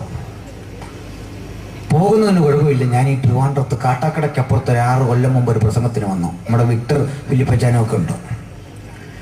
കത്തിക്കയറി ഞാൻ ഇങ്ങനെ പ്രസംഗിച്ച് ശക്തിപ്പെട്ടുകൊണ്ടിരിക്കുമ്പോൾ റോഡരികിൽ ഒരു വല്ലാത്ത ബഹളം. പ്രസംഗം നിന്നുപോയി. നോക്കിയപ്പോൾ എന്താ? നമ്മുടെ യോഗത്തിൻ്റെ ഫ്രണ്ടിൽ വന്നിരുന്ന ആത്മാവിൽ ശക്തിപ്പെട്ടുകൊണ്ടിരുന്നൊരു പെങ്കൊച്ച് ഇറങ്ങിയൊരൊറ്റ പോക്കാണ്. അവൾ വെറുതെ അല്ല പോയത്, ഒരുത്തനെ പറഞ്ഞൊപ്പിച്ച് വെച്ചിരുന്നു അവൻ്റെ ബൈക്കിൽ കയറിയൊരു പോക്ക്. അതുപോലെ എനിക്ക് കൂടുതൽ ശക്തിപ്പെടുന്നവരെ കാണുമ്പോൾ പേടിയാ. അവൾ സുരക്ഷിത സ്ഥാനം നോക്കി വന്നാണ്. ഒറ്റ പോക്ക്. ആകപ്പാടെ യോഗം നിന്നു. അവരുടെ അമ്മ കിടന്ന് അലറുന്നു, ബഹളം വെക്കുന്നു. അവൾ വിശ്വാസിയല്ല. അവളും കണ്ടോ ആ പൂതവും കൂടി ഇങ്ങോട്ട് കയറി വന്നു നമ്മളെ പറയിപ്പിക്കുന്നു. ഇല്ല, എന്തൊക്കെയാണെങ്കിലും അതിനുശേഷം ഈ യോഗം തീരും മുമ്പ് ഇറങ്ങിപ്പോകുന്നവരെ കാണുമ്പോൾ എനിക്കൊരു തെറ്റിദ്ധാരണ വരും അറിയാതെ.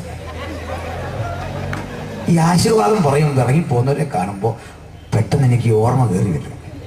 എൻ്റെ ആശീർവാദം കഴിഞ്ഞ് ഇന്ന് ഇവിടുന്ന് പോകാറുള്ളൂ കുറഞ്ഞ നിമിഷം. അല്ലെ ആളുകൾ നിങ്ങളെ തെറ്റിദ്ധരിക്കും. പിന്നെ എന്നോട് ചോദിച്ചു, ഇനി അതിൽ പോകണം എന്നൊരാൾക്ക് തോന്നിയാൽ പോക്കോ. പക്ഷെ ചിലർ ഈ യോഗം വിട്ടു പോകുന്ന കണ്ടിട്ടുണ്ടോ? കാള പാത്രക്കടയിൽ കയറി വരണ്ട് ഓടുന്ന പോലെ പുസ്തകം കുലുക്കി പാത്രം എടുത്ത് കൊച്ചിനിട്ട് 2 തല്ലും തല്ലി ഒരു വേളം വെച്ചു വിട്ടുപോകുന്നേന്ന് പറഞ്ഞു. അടയാളം ഒന്നും കാണിക്കാതെ പോക്കോണോ? വചനത്തിലേക്ക് വരാം, ശ്രദ്ധിച്ചിരിക്കാം. അപ്പോൾ ഗ്രീക്കുകാർ തന്റെ ഭാഷ ലോകമാസകലം വ്യാപരിപ്പിച്ചു. മഹാനായ അലക്സാണ്ടർ തന്റെ ഭാഷ ഉലകത്തിൽ പ്രചരിപ്പിച്ചു. ആ ഭാഷ കൊണ്ട് ലോകത്തെ ഭരിക്കാൻ അദ്ദേഹത്തിന് കഴിഞ്ഞില്ല. അതിന് മുമ്പ് മരിച്ചുപോയി. തൊട്ടുപിന്നാലെ വന്ന റോമക്കാർ നല്ല റോഡുകൾ വെട്ടി ഗതാഗതം ശക്തിപ്പെടുത്തി. അത് അവർക്കും പ്രയോജനപ്പെട്ടില്ല. പിന്നെ ആർക്കാ പ്രയോജനപ്പെട്ടേ? അത് നമ്മൾ ദൈവമക്കൾക്കായിരുന്നു പ്രയോജനപ്പെട്ടത്. നമ്മളാണത് യൂട്ടിലൈസ് ചെയ്തത്. നമ്മളാണത് പ്രയോജനപ്പെടുത്തിയത്. എങ്ങനെ? ഈ ഭാഷയിൽ അപ്പോസ്തലന്മാർ പ്രസംഗിച്ചത് കൊണ്ട് ഉലകത്തിൽ ഏവർക്കും സുവിശേഷം മനസ്സിലായത്. ഈ ഭാഷയിൽ പ്രസംഗിക്കാൻ അവസരം കിട്ടിയത് കൊണ്ട് അവർക്ക് ഉലകമാസകലം സഞ്ചരിക്കാൻ സാധിച്ചത്. ഈ നല്ല വഴികളും കനാലുകളും കിട്ടിയത് കൊണ്ട് കടലിലെ ആപത്തുമൊക്കെ സഹിച്ച് അപ്പോസ്തലന്മാർക്ക് ഉലകം തെറ്റാൻ സാധിച്ചത്. അങ്ങനെ അപ്പോസ്തലന്മാർ ചിലർ നമ്മുടെ നാട്ടിലും ചേക്കേറിയത് എങ്ങനെയാ? ഈ വഴി അവർ വെട്ടിവെച്ച് തന്നിട്ട് പോയി. ഇത് കണ്ട് അത്ഭുതപ്പെട്ട പൗലോസ് എഴുതി വെക്കുക, കാലസമ്പൂർണത വന്നപ്പോൾ, ലോകം പരിഷ്കാരത്തിന്റെ അത്യുച്ച കോടിയിലെത്തിയപ്പോൾ, അതിന്റെ വികാസ പരിണാമങ്ങൾ ഉത്തുംഗങ്ങളിലേക്ക് വളർന്നപ്പോൾ, ആ സമയം നോക്കി ദൈവം തന്റെ അരിമകുമാരനാകുന്ന യേശു കർത്താവിനെ ഇഹത്തിലേക്ക് അയച്ചു. അതുകൊണ്ട് ഇഹത്തിൽ നടക്കുന്ന എല്ലാ പ്രവൃത്തികളുടെ നടുവിൽ അത്യുന്നതന്റെ നിയന്ത്രണമുണ്ട്. ഇഹത്തിൽ നടക്കുന്ന ചെറുതും വലുതുമായ ഏത് പ്രവൃത്തിയും നിശ്ചയിച്ചുറപ്പിച്ചവൻ കർത്താവാണ്. എന്തേ ഞാൻ പറയാൻ കാരണം? ലോകം വികാസതലങ്ങളിൽ മുൻനിരയിൽ നിന്ന പഴയ കാലം ഭാഷാപരമായി ഒരു ഭാഷയുടെ കീഴിൽ തിരിച്ചു വന്നൊരു കാലം, അന്നാണ് യേശുക്രിസ്തു പിറന്നത് എങ്കിൽ ശ്രദ്ധിച്ചു നോക്കിയാൽ നിങ്ങൾക്കൊരു കാഴ്ച മനസ്സിലാകും. ലോകം വീണ്ടും അറിയാതെ ഒരു ഭാഷയുടെ കീഴിലേക്ക് തിരിച്ചു വരുന്നു. ലോകത്തേറ്റവും കിടയറ്റ ഗതാഗത സൗകര്യങ്ങളും വാർത്താവിനിമയ സൗകര്യങ്ങളും ഉണ്ടാകുന്നു. എന്തിന്? രാജ്യത്തിൻ്റെ ഈ സുവിശേഷം ഞങ്ങൾക്ക് മുഴു ലോകത്തോടും പ്രസംഗിക്കാൻ കഴിയും വിധം ലോകം അറിയാതെ ഒരുങ്ങുമ്പോൾ, ചിലയിടത്ത് സുവിശേഷ യോഗങ്ങളെ വിലക്കുമ്പോൾ, അനുമതികൾ കിട്ടാതിരിക്കുമ്പോൾ, സാഹചര്യങ്ങൾ സംജാതമാകാതിരിക്കുമ്പോൾ, ഒരു നിമിഷം കൊണ്ട് ഉലകത്തെ മുഴുവൻ സുവിശേഷം അറിയിക്കാൻ കഴിയുന്ന ഒരു സാഹചര്യം സംജാതമാക്കി വെക്കും. അപ്പോൾ ഈ യുഗാവസാനം വരും. അപ്പോൾ പുനരാഗമനം സംഭവിക്കും. പണ്ടൊരിക്കൽ അവരെന്ത് തെളിയിച്ചെങ്കിൽ, അതുകൊണ്ടാണ് സഹോദരരെ ഞങ്ങൾ വിശ്വസിക്കുന്നത് യേശു കർത്താവ് വീണ്ടും വരും. ആ വരവിന്റെ തൊട്ടു മുമ്പ് ഒരു ദൂതൻ പ്രഖ്യാപിക്കുക, ഇനി കാലം ഉണ്ടാകില്ല.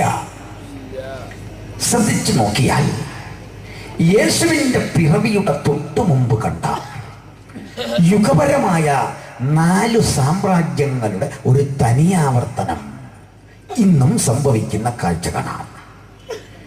യേശുവിന്റെ കാലഘട്ടത്തിൽ, യേശുവിന്റെ പിറവിക്ക് തൊട്ടു മുമ്പ് ബാബിലോൺ, പേർഷ്യ, ഗ്രീസ്, റോം എന്നിങ്ങനെയുള്ള 4 സാമ്രാജ്യങ്ങൾ യേശുവിന്റെ ജനനത്തെ കൈക്കൊള്ളാൻ അവരറിയാതെ ഒരുങ്ങിയതുപോലെ ഈ ലോകം അറിയാതെ ഒരുങ്ങുന്നു യേശുവിന്റെ വരവിന് വേണ്ടി. എങ്ങനെ? ചില വാക്യങ്ങൾ കൂടി ഒന്ന് വായിച്ച് സഹായിച്ചാൽ ആളുകൾക്കത് ബോധ്യം വരും. യേശുവിന്റെ വരവിന് വേണ്ടി ഈ ലോകം വീണ്ടും അറിയാതെ ഒരുങ്ങുന്നു. എടുത്തു വെച്ചുകൊള്ളണം. വെളിപ്പാട് പുസ്തകം 6:1 മുതൽ വായിക്കണം. വെളിപ്പാട് 6:1. യേശുവിന്റെ വരവിനോടനുബന്ധിച്ച് ലോകം അറിയാതൊരുങ്ങുന്ന ഒരു ക്രമത്തെ നമുക്ക് അവിടെ കാണാൻ സാധിക്കുന്നു. വെളിപ്പാട് 6:1 മുതൽ. കുഞ്ഞാട് മുദ്രകളിലൊന്ന് പൊട്ടിച്ചപ്പോൾ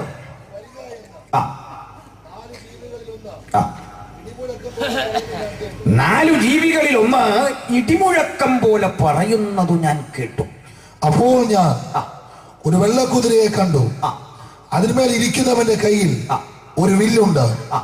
അവനൊരു കിരീടവും ലഭിച്ചു. അവൻ ജയിക്കുന്നവനായും ജയിപ്പാനായും പുറപ്പെട്ടു. ഇവിടെ 4 കുതിരകളെ ദർശനത്തിൽ കാണുകയാണ്. ഒന്നൊരു വെള്ളക്കുതിര, എടുത്തു വെച്ചുകൊള്ളണം ആ ഭാഗം. 2 ഒരു ചുവന്ന കുതിര. 3 ഒരു കറുത്ത കുതിര. 4 ഒരു മഞ്ഞ കുതിര. 4 രാജ്യങ്ങൾ, 4 കുതിരകൾ. കുതിര അധികാരത്തിന്റെയും വേഗതയുടെയും ജീവിയാണ്. രാജാക്കന്മാരും ചക്രവർത്തിമാരും ഉപയോഗിച്ച വാഹനമാണ് 4 കുതിരകൾ. ഈ 4 കുതിരകളെ സ്വർഗത്തിലെ 4 ജീവികൾ ആരാധിക്കുന്ന കെരൂബുകൾ വിളിക്കുന്നു. 1-ാം ജീവി സിംഹമുഖമുള്ളത്, 2-ാം ജീവി കാളയുടെ മുഖമുള്ളത്, 3-ാം ജീവി മനുഷ്യന്റെ മുഖമുള്ളത്, 4-ാം ജീവി കഴുകന്റെ മുഖമുള്ളത്. 1-ാം ജീവി വിളിക്കുന്നു, ദാ വരുന്നു ഒരു വെള്ളക്കുതിര. എന്ന് വച്ചാൽ 1-ാം ജീവി സിംഹത്തിന് സദൃശ്യം. സിംഹം വിളിക്കുമ്പോൾ വരുന്നു ഒരു വെള്ളക്കുതിര. 2-ാം ജീവി കാളയ്ക്ക് സദൃശ്യം. കാള വിളിക്കുമ്പോൾ, വരിക എന്ന് വിളിക്കുമ്പോൾ വരുന്നു ഒരു ചുവന്ന കുതിര. 3-ാം ജീവി മനുഷ്യന് സദൃശ്യം. മനുഷ്യൻ വിളിക്കുമ്പോൾ ദാ വരുന്നു ഒരു കറുത്ത കുതിര. 4-ാം ജീവി പറക്കുന്ന കഴുകന് സദൃശ്യം. അത് വിളിക്കുമ്പോൾ ദാ വരുന്നു ഒരു മഞ്ഞ കുതിര. ഈ മഞ്ഞ എന്ന പരിഭാഷ ശരിയല്ല. വിളറിയ പച്ച എന്ന് കാണുന്നു, പെയിലി ഗ്രീൻ, അതാണ് ശരി പരിഭാഷ. വിളറിയ പച്ചക്കൊരു മഞ്ഞ കളറുണ്ട്, പക്ഷെ ശരി പരിഭാഷ വിളറിയ പച്ച. എന്താണിത്? നമ്മുടെ കർത്താവായ യേശുക്രിസ്തുവിന്റെ ജനനത്തിന് മുമ്പ്, പിറവിക്ക് മുമ്പ്, അറിഞ്ഞോ അറിയാതെയോ ഈ ലോകം ഒരുങ്ങിയതുപോലെ യേശുവിന്റെ പുനരാഗമനത്തിന് വേണ്ടി ഈ ലോകം ഒരുങ്ങുന്നു, അറിഞ്ഞോ അറിയാതെയോ. സിംഹം വിളിച്ചു, വരിക. ഒരു വെള്ളക്കുതിര വന്നു. ഇത് 4 സാമ്രാജ്യങ്ങളാണ് ഈ കാലഘട്ടത്തിലെ. ആധുനിക യുഗത്തിൽ ലോകത്തിലെ ഏറ്റവും ശക്തമായ ഒരു സാമ്രാജ്യം അത് ബ്രിട്ടന്റേതായിരുന്നു. ഇംഗ്ലീഷ് വേൾഡ് ആയിരുന്നു. ഇംഗ്ലീഷ് വേൾഡിനെ നയിച്ച ബ്രിട്ടൻ ഒരു കാലത്ത് ഉലകം മുഴുവൻ ഭരിച്ചിരുന്നു. ആ ബ്രിട്ടനിൽ നിന്ന് പറഞ്ഞുപോയ കഴുകന്റെ ചിറകാണ് അമേരിക്ക. ആ ബ്രിട്ടനിലെ ഏറ്റവും മോശപ്പെട്ടവരെ തെമ്മാടികളെ മാറ്റിപ്പാർപ്പിച്ച തൊഴുത്തായിരുന്നു ആസ്ട്രേലിയ. വിവരം കേട്ടവനെ പാർപ്പിച്ച ഓസ്ട്രേലിയയിൽ. അതുകൊണ്ടാ കുഞ്ഞെ ഒരു വിക്കറ്റ് വീഴുമ്പോൾ അമ്മ ഈ സച്ചിനെ തെറി പറയുന്നു, ബോധമില്ല. മനസ്സിലാകുന്നല്ലോ. അമ്മാരെ കൊണ്ട് അവിടെയും പാർപ്പിച്ചു. ഇംഗ്ലീഷ് വേൾഡ് അവൻ്റെ തന്നെ വകഭേദമാ. സ്പാനിഷ്, സ്പെയിൻകാരൻ, ഒറ്റ വാക്കിൽ പറഞ്ഞാൽ വെള്ളക്കാരൻ. വൈറ്റ് പവറായിരുന്നു അടുത്ത കാലം വരെ ലോകത്തിലെ ശക്തി. എന്താ ഈ സായിപ്പ് പറഞ്ഞുകൊണ്ടിരുന്നല്ല, അവൻ പറഞ്ഞതല്ല സമാധാനം. അവൻ്റെ ചിരി കണ്ടാലേ നമുക്ക് മനസ്സിലാകും ഇന്ന് തന്നെ ഇവൻ സമാധാനം തന്നിട്ടേ പോവുള്ളൂ. ഉറപ്പാ സമാധാനം. പക്ഷെ അവൻ ചെയ്തതെല്ലാം ക്രൂരങ്ങളായ ഇടപെടലുകളായിരുന്നു. 20 ലക്ഷം ആളുകൾക്ക് ആഹാരം വിളയിച്ചു കൊടുക്കുന്ന വിയറ്റ്നാമിലെ വയലുകളിൽ ബോംബിട്ടു. നിയമപ്രകാരം നിലവിലിരുന്ന സദ്ദാം ഭരണകൂടത്തെ അട്ടിമറിച്ചു കൈക്കീഴിലാക്കി. അഫ്ഗാനിസ്ഥാനെ ഭീകരതയുടെ പേരിൽ കുളം തോണ്ടി. ഇറാനിലും ഇറാഖിലും സുന്നി ഷിയ കലാപങ്ങൾ വഴി അടിച്ച് എണ്ണക്കിണറുകളുടെ ആധിപത്യം പിടിച്ചു. അന്നേരവും പുള്ളി ചിരിക്കുന്നുണ്ട്. ആ മുഖത്തിനൊരു വാട്ടവും ഇല്ല. അങ്ങനെ ചിരിച്ചുകൊണ്ട് നിന്ന് പണിയൊപ്പിച്ചവൻ്റെ പേരാണ് സായിപ്പ്. അവൻ നമുക്കിട്ടൊരു പണി തന്നു പണ്ട്. ഇവിടെ നീണ്ടകര തുറമുഖത്ത് നിന്നൊക്കെ കയർ വിലയ്ക്ക് വാങ്ങി പണ്ട് സായിപ്പ്. നീണ്ടകര കയറുകൾക്ക് വലിയ ഡിമാൻഡ്. കയറ് നമ്മളങ്ങോട്ട് തട്ടിക്കൊടുക്കുക ഇഷ്ടം പോലെ. കയറിന് വില കൂട്ടിയപ്പോൾ അവർ പറഞ്ഞു വില കൂടിയാലും കുഴപ്പമില്ല, ഇതിങ്ങനെ തരാൻ പറഞ്ഞു. ആ കയറ് മതി. കുറേ കഴിഞ്ഞപ്പോൾ നമ്മൾ ഈ കയറിൻ്റെ വലിപ്പം കുറച്ചു, എന്നാലും കുഴപ്പമില്ല, നീണ്ടകര കയറ് വേണം. കുറേ കഴിഞ്ഞപ്പോൾ നമ്മുടെ ആളുകളിലെ പരിപാടി അവതരിപ്പിച്ചു. അവർ ഈ കയറ് ശരിക്കും അങ്ങോട്ട് വെള്ളത്തിലിട്ട് മുക്കി വലിച്ച് മണലി പൂർത്തി അവസാനം വന്നപ്പോൾ കയറില്ല, ഈ മണൽ മാത്രമേ ഉള്ളൂ. എൻ്റെ അകത്തൂടി ഇങ്ങനെ പോയിരിക്കും, നമ്മുടെ ഈ ട്യൂബിനകത്ത് ത്രെഡ് പോലെ. എന്നാലും സാരമില്ല, അത് മതി. ഒടുവിൽ അതും തീർന്നപ്പോൾ പറയാ, ഇനി ഞങ്ങൾക്ക് കയറ് വേണ്ട, ആ മണൽ ഇച്ചിരി കിട്ടിയാൽ മതി.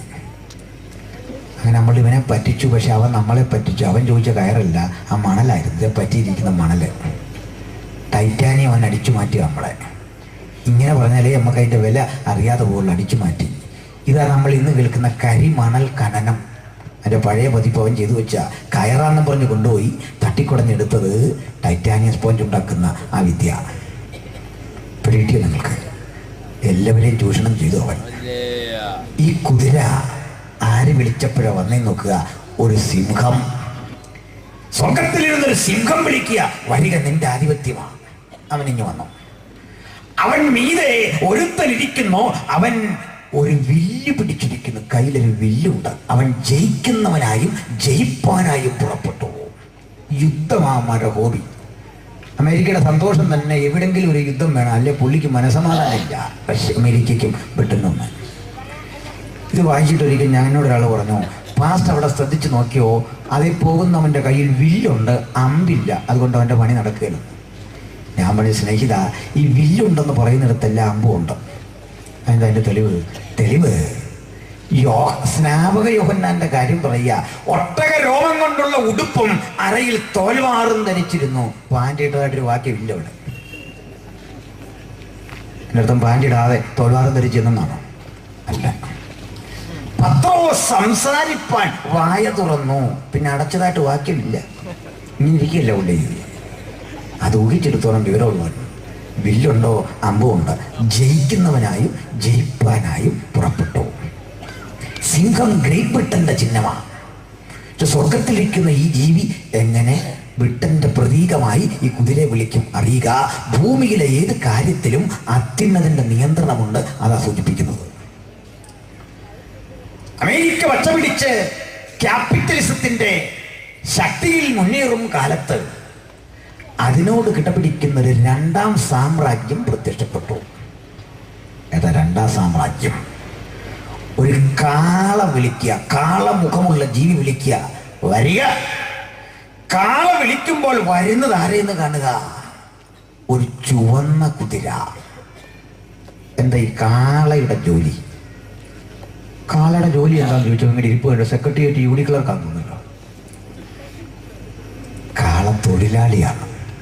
മുഖം ചുമക്കുന്ന കാള ഒരിക്കലൊരു വിളി യൂറോപ്പിൽ നിന്നാണ്. സർവരാജ്യ തൊഴിലാളികളിൽ വരാൻ സംഘടിക്കാൻ. ആ വിളി കേട്ടപ്പോൾ ഒരു ചുവന്ന കുതിര, അതിലിരിക്കുന്നവന് മനുഷ്യൻ അന്യോന്യം സമാധാനം എടുത്തു കളയത്തക്ക വിധത്തിൽ അതിന് അധികാരം ലഭിച്ചു. ഒരു വലിയ വാളും. മാവോയിസം, ലെനിനിസം, സ്റ്റാലിനിസം ഈ നിലപാടിലൊക്കെ രക്തരൂക്ഷിത വിപ്ലവം കൊണ്ട് ലോകത്തെ ചുമപ്പിച്ച ഒരു പുത്തൻ പ്രത്യയശാസ്ത്രം രൂപപ്പെട്ടു. അത് റഷ്യൻ ഭരണകൂടമായി ശക്തിപ്പെട്ടപ്പോൾ അമേരിക്കയ്ക്ക് കിടപിടിക്കാൻ കഴിയുന്ന ഒരു ശക്തിയായി റഷ്യ വളർന്നു. അങ്ങനെ ഒന്നും രണ്ടും ശക്തികൾ നിന്നു. പക്ഷേ കഴിഞ്ഞ നൂറ്റാണ്ട് അഥവാ കഴിഞ്ഞ സഹസ്രാബ്ദം 1990-കൾ അത് അവസാനിക്കുന്നത് എങ്ങനെയായിരുന്നു? 19-ാം നൂറ്റാണ്ട്, 20-ാം നൂറ്റാണ്ട്. 20-ാം നൂറ്റാണ്ടിന്റെ അവസാനത്തിൽ ലോകം കേട്ട് ഉണർന്നത്, ഉറങ്ങിയത് റഷ്യയുടെ തകർച്ചയോടുകൂടിയായിരുന്നു. ഡീസ്റ്റാലിനൈസേഷൻ, ഗ്ലാസ്തനസും പെരിസ്ട്രോയിക്കയും പോലെയുള്ള സാമ്പത്തിക പുനഃസംഘടനകൾ, ഗോർബേച്ചേവ് എന്ന പേരായ പ്രായം കുറഞ്ഞ പാർട്ടി സെക്രട്ടറിയുടെ നേതൃത്വത്തിൽ കത്തോലിക്ക പാതിരിമാരുടെ പിന്തുണയോടുകൂടി റഷ്യയിൽ നടപ്പിലായ സ്റ്റാലിൻ വിരുദ്ധ പ്രക്ഷോഭങ്ങൾ റഷ്യയെ ഛിന്ന ഭിന്നമാക്കി. അങ്ങനെ റഷ്യൻ ആധിപത്യം ചരിത്രത്തിൽ നിന്ന് പിൻവലിക്കപ്പെട്ടു. പിന്നെ ഒരൊറ്റ ശക്തിയെ ലോകത്തുണ്ടായിരുന്നുള്ളൂ, അമേരിക്ക. എന്നാൽ 2000 ആണ്ട് തുടങ്ങുന്നത് എന്ത് കേട്ടാ? അമേരിക്കയുടെ തകർച്ച കിട്ടുകൊണ്ട് 2000 ആണ്ട് തുടങ്ങുന്നത്, അഥവാ പുതിയ സഹസ്രാബ്ദം. അമേരിക്കയുടെ സമ്പദ് ശക്തി ഇടിഞ്ഞു, അത് കേട്ടുകൊണ്ടാ. 1ഉം 2ഉം ലോകരാഷ്ട്രങ്ങളെ, 1ഉം 2ഉം സാമ്രാജ്യങ്ങൾ കഴിഞ്ഞാൽ ലോകത്തുള്ള അടുത്ത രാജ്യങ്ങളെ ചേർത്തൊരു പേര് പറയാ, മൂന്നാം കിട രാജ്യങ്ങൾ, തേർഡ് വേൾഡ് കൺട്രീസ്. ഈ മൂന്നാം ലോക രാജ്യങ്ങളുടെ പ്രത്യേകത പട്ടിണിയാണ് അവരുടെ മുഖമുദ്ര. ദാരിദ്ര്യം അഥവാ പട്ടിണി അവരുടെ ലക്ഷണം. പകർച്ചവ്യാധിയാണ് അവരുടെ ഭീകരമായ സാഹചര്യം. കടക്കണിയാണ് അവരുടെ പ്രശ്നം. മനുഷ്യാവകാശ വിഷയങ്ങളാൽ അവർ ദുരിതമനുഭവിക്കുന്നു. പെട്രോളിയം ഉൽപ്പന്നങ്ങളില്ല അവിടെ, മരുന്നിന് ക്ഷാമം. ഇങ്ങനെയുള്ള രാജ്യങ്ങളിലെ ആളുകളുടെ നിറം കറുപ്പാണ്. ബ്ലാക്സ് ആണ് അവർ. കറുപ്പാണ് ആ രാജ്യത്തിന്റെ നിറം, രാജ്യങ്ങളുടെ നിറം. ദാരിദ്ര്യമാണ് അവരുടെ ലക്ഷണം, ഇല്ലായ്മയാണ് അവരുടെ പ്രശ്നം. ഇങ്ങനെയുള്ള മൂന്നാം ലോക രാജ്യങ്ങളിലും ചില സമ്പന്ന രാജ്യങ്ങളുണ്ട്. ഇല്ലായ്മക്കാരുടെ ഇടയിലെ കാശുകാരൻ. അതാരാ? സംശയിക്കണ്ട, നമ്മുടെ ഇന്ത്യ തന്നെയാ മൂന്നാം ലോക രാജ്യങ്ങളിലെ സമ്പന്ന ശക്തി. അപ്പോൾ ഒരു കറുത്ത കുതിരയാ കാണുന്നത്. ഒരു മനുഷ്യനാ വിളിക്കുന്ന വരാൻ, മനുഷ്യാവകാശങ്ങൾക്ക് വേണ്ടി ഒത്തുകൂടണമെന്ന്. മൂന്നാമത്തെ കുതിര വരുമ്പോൾ ആ കുതിരയുടെ പുറത്തൊരുത്തരിക്കുന്നു, അവൻ കയ്യിൽ ഒരു തുലാസ് പിടിച്ചിരിക്കുന്നു. അപ്പോൾ ജീവികളുടെ നാടിന്റെയും നടുവിൽ നിന്നൊരു ശബ്ദം, പണത്തിന് ഒരിടങ്ങഴി ഗോതമ്പ്, ഒരിടങ്ങഴി യവം, മൂന്നിടങ്ങഴി യവം, എണ്ണയ്ക്കും വീഞ്ഞിനും കേടുവരുത്തരുത്.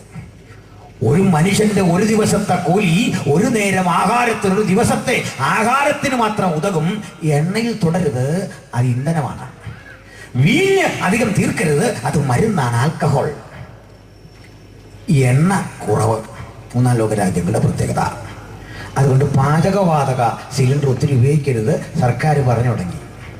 ഇന്ധനം കുറച്ച് ഉപയോഗിക്കാവുള്ളൂ, വില കുറഞ്ഞാലും കുറയ്ക്കുന്ന പ്രശ്നമില്ല. ഇതൊക്കെ ലോകം ചെയ്യുന്നതിന് എത്രയോ കാലം മുമ്പ് പ്രവചിച്ച കൃതിയുടെ പേരാണ് വിശുദ്ധ ബൈബിൾ. ഇന്ന് രാത്രി ഈ പുസ്തകം കൊണ്ടാണ് നിങ്ങൾ വന്നതെങ്കിൽ ഓർക്കണം, അല്ലയോ സഹോദരേ, ഞങ്ങൾ വെറുതെ ഇത് പ്രസംഗിക്കുന്നത്, ഈ കാലത്തെ വ്യാഖ്യാനിക്കുന്ന പുസ്തകം, അതത്രേ വിശുദ്ധ ബൈബിൾ. പറഞ്ഞെനിക്ക് അവസാനിപ്പിച്ചേ പറ്റൂ. ഈ രാജ്യങ്ങളിങ്ങനെ ഇരിക്കെ ശക്തിപ്പെടുമ്പോൾ തൊട്ടടുത്ത് മറ്റൊരു സാമ്രാജ്യത്തെ കാണുന്ന വിളറിയ പച്ച എണ്ണയുൽപാദക രാജ്യങ്ങളാണ്. ഈ വിളറിയ പച്ച, വിളറിപ്പോൾ അവര് കഴുകനാണ് അവരെ നിയന്ത്രിക്കുന്നത്. കഴുകൻ അമേരിക്കയുടെ ചിഹ്നമാണ്. അതങ്ങനെ എണ്ണ ഉൽപാദക രാജ്യങ്ങളെ അമേരിക്ക നിയന്ത്രിക്കുന്നത്. എൻ്റെ സുഹൃത്തുക്കളൊക്കെ സൗദി അറേബ്യയിൽ പോയ സഹോദരന്മാരൊക്കെ പോണ്ട് ഉണ്ടാകണം. സൗദി അറേബ്യയിൽ നമുക്ക് ആരാധനാ കേന്ദ്രങ്ങളില്ല, ബൈബിൾ കാണാൻ പാടില്ല, അന്യമതസ്ഥർക്കൊന്നും അവിടെ സ്വാതന്ത്ര്യമില്ല. കുവൈറ്റിലും ഇറാഖിലും ഒക്കെ ഉണ്ട്, ഇറാനിലും ഒക്കെ ഉണ്ട്, മറ്റു സ്ഥലങ്ങളിൽ പലയിടത്തും ഉണ്ട്. സൗദി അറേബ്യയിൽ മാത്രമില്ല. ബൈബിളൊക്കെ കണ്ടാൽ പിടിച്ച് നമ്മൾ അകത്തിടും. പള്ളിയില്ല, ആരാധനയില്ല. ഇതാ നമ്മൾ ധരിച്ചിരിക്കുന്നത്. എന്നാൽ വസ്തു അങ്ങനല്ല. സൗദി അറേബ്യയിലും പള്ളിയുണ്ട്. അതിലെ പരസ്യമായി ബൈബിളും കൊണ്ടുപോകുന്ന ആൾക്കാരുണ്ട്.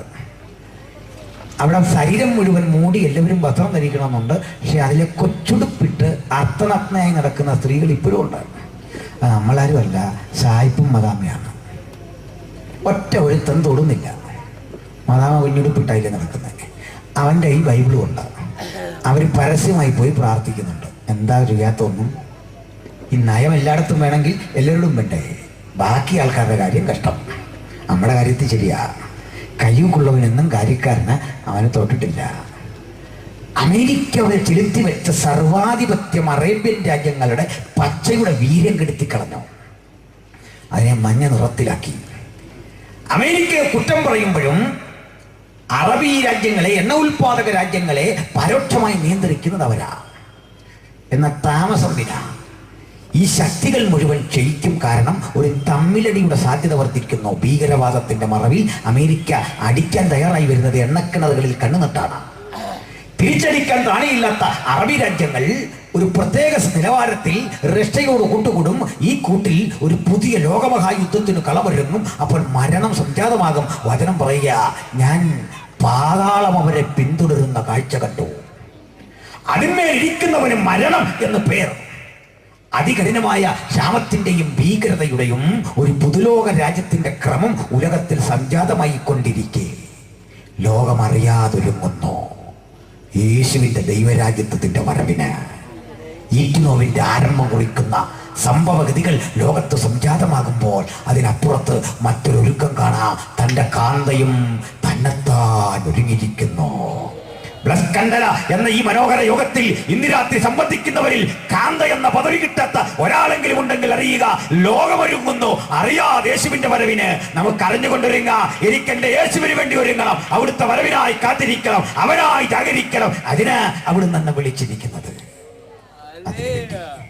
ഒരുങ്ങുവാൻ കിട്ടിയ ഒടുവിലത്തെ നിമിഷം ഇന്നെങ്കിൽ ഇന്ന് രാത്രി ഒരുങ്ങണം. യേശുവിന്റെ രക്തത്താൽ വീണ്ടെടുക്കപ്പെട്ട ഓരോ ദൈവജനം തിരിച്ചറിയണം. ഇനി കാലമുണ്ടാകയില്ല. നിഴലുകൾ പൊരുളുകളായി അർത്ഥവത്തായ ഒരു ജീവിത സത്യത്തിലേക്ക് തന്റെ മക്കളെ നയിക്കാൻ ദൈവം കാത്തിരിക്കുന്നു. നമ്മുടെ വീണ്ടെടുപ്പിന്റെ പൂർണ്ണതയുടെ സമയമെടുത്തു. നമ്മെ അവന്റെ സന്നിധിയിലേക്ക് ചേർക്കുന്ന മനോഹര നിമിഷത്തിന് സാഹചര്യം സംജാതമായിരിക്കുന്നു. നമുക്കൊരുങ്ങി പറ്റൂ. അവൻ നമുക്ക് നൽകിയിരിക്കുന്ന രക്ഷയുടെയും വിടുതലിന്റെയും സന്തോഷം ഉലകത്തോട് പ്രഖ്യാപിക്കുവാൻ ഇനിയും നമ്മൾ അമാന്തിച്ചുകൂടാ. സമയം അടുത്തിരിക്കുന്നു. ഒന്ന് പറഞ്ഞ് ഞാനിങ്ങനെ നിർത്താം. സഹചരേ, ഇന്ന് ഭൂമിയിലായിരിക്കുന്ന ദൈവസഭയ്ക്കൊരു ഒരുക്കമുണ്ട്. ദൈവസഭയുടെ ഇന്നത്തെ ഭൂമിയിലെ സ്ഥിതി വിവാഹ നിശ്ചയം കഴിഞ്ഞ ഒരു സ്ത്രീയുടെ അവസ്ഥയാണ്, ഒരു പെൺകുട്ടിയുടെ അവസ്ഥയാണ്. നോക്കണം, പലസ്തീനിയായിൽ വിവാഹ നിശ്ചയം നടക്കുന്നത് ചെറിയ പ്രായത്തിലാണ്. കൊച്ചുകുട്ടിയായിരിക്കും. എൻ്റെ മുമ്പിൽ ഒത്തിരി കൊച്ചു കുഞ്ഞുങ്ങളിരിക്കുന്നു. കുഞ്ഞെ, നിങ്ങളൊക്കെ പലസ്തീനിലായിരുന്നെങ്കിൽ ഇപ്പൊ കല്യാണ നിശ്ചയം കഴിഞ്ഞാൽ. മനസ്സിലായോ? അവളുമാരുടെ മുഖം ഒന്ന് പ്രകാശിച്ചു.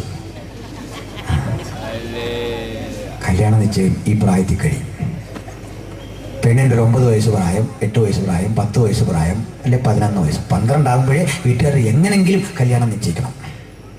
പയ്യൻ 1 വയസ്സ്, 1/2 വയസ്സ്, 2 വയസ്സൊക്കെ കൂടുതൽ. നിശ്ചയം കഴിഞ്ഞ ഈ ആൺകുട്ടി ഇവളെ ഒരു മോതിരമണിയിക്കും. വിലപിടിപ്പുള്ള ഒരു ചതുർദ്രഹ്മ പണം, കഴിവത് സ്വർണം തന്നെ കൊടുത്തിട്ട് പോകും. വീണ്ടും അവൾക്കൊരു ശിരോവസ്ത്രം അണിയിക്കും. ഇവനങ്ങ് പോകും. നിശ്ചയം കഴിഞ്ഞു. എന്ന് നിശ്ചയം കഴിഞ്ഞുവോ അന്നു മുതൽ എപ്പോൾ വേണമെങ്കിലും ഈ വിവാഹം നടക്കാം. നാളെ നടക്കാം, അടുത്ത ആഴ്ച നടക്കാം, അടുത്ത മാസം നടക്കാം, അടുത്ത വർഷം നടക്കാം, ചിലപ്പോൾ വർഷങ്ങളെടുക്കും. അത് തീരുമാനിക്കാനുള്ള അവകാശം വരന്റെ പിതാവിനാണ്. എന്താ ഇനി തടസ്സം? ആ തടസ്സം ഇത്രേ ഉള്ളൂ. വരൻ എന്ന് വധുവിനെ വിട്ടുപോന്നോ? അവര് നിർദ്ദിഷ്ട വധുവെന്നോ ഒന്നുമല്ല പറയുന്നത്. ഭാര്യയും തന്നെ പിന്നെ ഈ കുട്ടിയെ കാണണം. ഭർത്താവെന്ന് തന്നെ അവനെ കാണണം. നിശ്ചയം കഴിഞ്ഞാൽ മതി. അതിനാ വചനം പറയുന്നത്, നിന്റെ ഭാര്യയായ മറിയെ ചേർത്ത് കൊള്ളാൻ ശങ്കിക്കേണ്ട. അന്ന് കല്യാണമൊന്നും കഴിഞ്ഞില്ല. നിശ്ചയം കഴിഞ്ഞ ഭാര്യ ഒരു നാട്ടിൽ. എത്ര തവണ തൻ്റെ കാന്തൻ്റെ നാമം പൊതുസ്ഥലങ്ങളിൽ ഈ പെൺകുട്ടി ഉരുവിടുന്നുവോ അത് അവളുടെ മാന്യത വർദ്ധിപ്പിക്കുമെന്നാണ്. ഒരു കാന്തനുള്ളതുപോലെ അവൾ ജീവിക്കണമെന്ന്. പിടിയോ? ഈ കാന്തൻ ഇട്ടുകൊടുത്ത ശിരോവസ്ത്രം അണിഞ്ഞ് അവൾ പുറത്തിറങ്ങാവൂ. എന്താ കാര്യം? ശിരോവസ്ത്രം അണിയാതെ പുറത്തിറങ്ങുന്ന ഇവളെ കണ്ടാൽ നാട്ടുകാർ ഓർക്കും ഈ പെണ്ണിന്റെ കല്യാണം നിശ്ചയമൊന്നും കഴിഞ്ഞില്ല. ഇവളെ വല്ല കല്യാണത്തിനൊക്കെ ചെന്ന് മറ്റ് കല്യാണത്തിനൊക്കെ ചെന്ന് ഇങ്ങനെ നിൽക്കുകയാണ്. അവളെ കാണുമ്പോൾ ചില അമ്മച്ചിമാർ പറയും, നമ്മുടെ ഫെർണാണ്ടസിനൊന്ന് ആലോചിച്ചാലോ അവളെ. ഇത് വരാതിരിക്കാൻ അവൾ ശിരോവസ്ത്രം അണിഞ്ഞേ പുറത്തേക്ക് പോകാവൂ. ഞാൻ എൻ്റെ കാന്തനുള്ളവൾ എന്നതിൻ്റെ തെളിവാണ് ഈ ശിരോവസ്ത്രം. മനസ്സിലാകുന്നുണ്ടോ? ഇതിലെ പെണ്ണുങ്ങൾ ഇതൊന്നും ഇല്ലാതെ ടി വിക്കകത്ത് കയറി ഇന്ന് പ്രസംഗിച്ചങ്ങാടുക. കണ്ടുണ്ടോ പരിപാടി? ഇത് കാണുമ്പോഴേ യേശുവിൻ്റെ രക്തം ശിരകളിൽ ഓടുന്ന ദൈവമക്കൾ ആ ഭൂതത്തെ ശാസിച്ചേക്കടം മഹതിയാം ബാബിലോൺ വീണുപോട്ടെ. മനസ്സിലാകുന്നോ നിങ്ങൾക്ക്? ശിരോവസ്ത്രം അണിയാതെ ഒറ്റയാളെ ഇന്നത്തെ കാണാൻ പാടില്ല സഹോദരിമാരെ. അങ്ങനെയാണ്. അത് വചനം തന്നിരിക്കുന്ന ക്രമമാണ്. വേഗം പോയി. എന്താ ഈ കല്യാണത്തിന് താമസം? എന്നാകുന്നുവോ ഈ വരൻ കണ്ടുറപ്പിച്ചു പോയത്, അന്ന് മുതൽ അവൻ സ്വന്തം ചിലവിൽ സ്വന്തം റിസ്കിൽ ഒരു വീട് പണിയണം കാന്തയോടൊത്ത് പാർക്കാൻ. വീട് പണിയാൻ ശേഷിയില്ലാത്തവൻ വീടോട് ചേർത്തൊരു മുറി ഉണ്ടാക്കണം. നല്ല മുറിയായിരിക്കണം, അത്രേ ഉള്ളൂ. ഇതിന് രണ്ടിനും കഴിയാത്തവൻ എന്ത് ചെയ്യണമെന്ന് യഹൂദാ തൽമൂദിലും പാരമ്പര്യത്തിലും ഒന്നുമില്ല. പക്ഷെ എനിക്കറിയാം. ലാടി കൊടുത്ത് കല്യാണം എന്നൊരു വാക്ക് ഉച്ചരിക്കുമ്പോഴേ പോടാന്ന് പറയണം. മനസ്സിലാകുന്നു? അതാണ് അവിടുത്തെ രീതി. അപ്പോൾ ഈ കൊച്ചൻ എങ്ങനെ വീടുണ്ടാക്കും? അവനിവിടുന്ന കാശ് 12 വയസ്സുകൊണ്ട് വീടുണ്ടാക്കാൻ പോകും. വീടുണ്ടാക്കാൻ പോകുന്നു, അവൻ റീചാർജ് ചെയ്യാൻ പോകുന്നു, അവനാകെ വിഷമിക്കുക. നമ്മുടെ പിള്ളേരാണെങ്കിൽ അവനെങ്ങനെ പണം? നിശ്ചയമുറപ്പിച്ച ഒരു വീട്ടിൽ ഒരതിഥി എത്തിയാൽ ഇറങ്ങും മുമ്പ് ചോദിക്കും, നിശ്ചയം കഴിഞ്ഞ ഒരാളുണ്ടോ, ഒരു വരനുണ്ടോ? ഉണ്ട്. ആ കുഞ്ഞെ, എൻ്റെ ഇത് നിനക്കിരിക്കട്ടെ. അവരൊരു പാരിതോഷികം കൊടുക്കും. ഇവൻ നന്ദി പറഞ്ഞത് വാങ്ങണം. വാങ്ങിയ ശേഷം എന്ത് ചെയ്യണമെന്നറിയാതെ വിഷമിക്കുമ്പോൾ അമ്മ പറയും, നിന്നെ കാത്ത് ഒരു പെൺകുട്ടി ഇരിക്കുന്നു, അവൾക്ക് വേണ്ടി മാറ്റി വെക്കണം. ഈ കുട്ടി ഓടിക്കൊണ്ട് അപ്പൻ്റെ പക്കൽ കൊടുക്കും, ഇതാ എനിക്ക് കിട്ടിയതാ. എത്ര അവന് കിട്ടിയോ അതിനനുസരിച്ച് അപ്പനും കയ്യിൽ നിന്നിടണം. ഇങ്ങനെ ഈ വീട് പണി പുരോഗമിക്കണ്ടേ. എൻ്റെ കർത്താവ് പറഞ്ഞു, ഞാൻ നിങ്ങൾക്ക് ഭവനമൊരുക്കാൻ പോകുന്നു. എൻ്റെ പിതാവിൻ്റെ ഭവനത്തിൽ അനേകം വാസസ്ഥലങ്ങളുണ്ട്. എങ്കിലും നമുക്കൊന്ന് പാർക്കാൻ ഞാൻ ഒരു ഭവനം നിങ്ങൾക്ക് ഒരുക്കാൻ പോകുന്നു. അത് തീർന്നു കഴിഞ്ഞാലുടൻ നിങ്ങളെ ചേർത്തുകൊള്ളും. ക്രിസ്തു എന്ന ഏകപുരുഷന് നിർമ്മല കന്യകയായി അവിടുന്ന് നമ്മളെ വിവാഹ നിശ്ചയം ചെയ്തിരിക്കുന്നു. അവൻ പോയി വീട് പണി നടക്കട്ടെ. മനസ്സിലായി? ഒരു യഹൂദൻ എന്നായി സമ്പാദിക്കാനും വീട് പണി പഠിക്കാനും ഒക്കെ ശീലിക്കുന്നത്. നമ്മളായി കല്യാണത്തിൻ്റെ തലയാഴ്ച വിളിച്ചിട്ട് കൗൺസിലിംഗ് ആണ്. ഈ കൊച്ചു പിള്ളേരെ കേൾക്കൽ ആവശ്യമില്ലാത്തെല്ലാം പറയാം കൗൺസിലിംഗ് ആണ്. എന്നാൽ പെൺകുട്ടികളുടെ കാര്യം ഞാൻ പറഞ്ഞില്ല. ഈ പെണ്ണെന്ത് ചെയ്യണം? അവരുടെ നാട്ടിൽ രാത്രിക്കാണ് വിവാഹ ചടങ്ങ്. എല്ലാ പ്രഭാതത്തിലും ഈ കാന്തയെ അപ്പനമ്മമാർ വിളിച്ചുണർത്തി പ്രാർത്ഥന കഴിഞ്ഞനന്തരം വിശേഷപ്പെട്ടൊരു നിലയങ്കി എടുത്ത് കാട്ടിപ്പറയും, കുഞ്ഞേ, ഇന്നായിരിക്കും നിന്റെ കാന്തൻ വരുന്നത്. ഇത് നിന്നെ അണിയിക്കുന്ന ദിവസം ഇന്നായിരിക്കും. ഒരുങ്ങി കാത്തിരിക്കണം. കുളിച്ച് റെഡിയായി തൈലം പൂശി കുളിക്കണം. മുടി ചീകി വൃത്തിയാക്കണം. നഖം വെട്ടി കാത്തിരിക്കണം. അണിഞ്ഞൊരുങ്ങി കാത്തിരിക്കണം. കാലും കൈയുമൊക്കെ ശുദ്ധയായിരിക്കണം. മനസ്സിലായോ? നമ്മുടെ ചില കാന്തന്മാർ കുളിക്കുന്ന തന്നെ ആ കല്യാണത്തിൻ്റെ തലയാഴ്ചയാണ്. സമയക്കുറവാണ്. കാല് തേച്ച് കഴുകി കുളിക്കുകയോ അതുമില്ല. കുഴിനോകം പിടിച്ച് കാലും വെണ്ടി തിരിക്കുക. അന്നേരം ആ ഉണർവിയോഗം നടക്കുന്നത്. ഉണർവിയോഗത്തിൽ ചിലർ വന്നിട്ട് പറയും, കാലയിൽ ആന്ത്രാക്സ് ബാധിച്ച ഒരാൾ ഇവിടെ ഇരിപ്പുണ്ട്. അന്നേരം കയറി വരിക പ്രാർത്ഥിക്കാൻ. ഇങ്ങനെ മുഖമൊക്കെ പെയിന്റ് അടിച്ച് വൃത്തിയാക്കും. കാലൊരു പോലെ കയറി വരികയാണ്. കാലയെ ബാധിക്കുന്നതാണോ ആന്ത്രാക്സ് ഒന്നും ചോദിക്കരുത്, ഇപ്പൊ വിടുതലാണ്. പക്ഷെ അവരങ്ങനല്ല. ശരീരശുദ്ധി, മനഃശുദ്ധി, കാന്തനോടുള്ള ഏകാഗ്രത. അങ്ങനെ കാത്തിരിക്കണം. അവളോട് പറയും, കുഞ്ഞേ, കാന്തൻ തനിച്ചല്ല വരുന്നത്, പിതാവും കൂട്ടരും ഒക്കെ കാണും, അതുകൊണ്ട് പരിസരവും ശുദ്ധിയായിരിക്കണം. രാത്രിയിൽ കാന്തൻ നിന്നെ കാണാൻ അരികിൽ വരുമ്പോൾ നിന്റെ കൂട്ടുകാരെ കൂടി വിളിച്ച് കാന്തനെ സ്വീകരിക്കാൻ വിളക്കിൽ എണ്ണ കരുതിയിരിക്കണം. അതാ മത്തായി 25 കാണുന്ന 10 കന്യകമാരുടെ ഉപമ. അത് സഭയല്ല, കന്യകയാണ് സഭ, കന്യകമാരല്ല സഭ.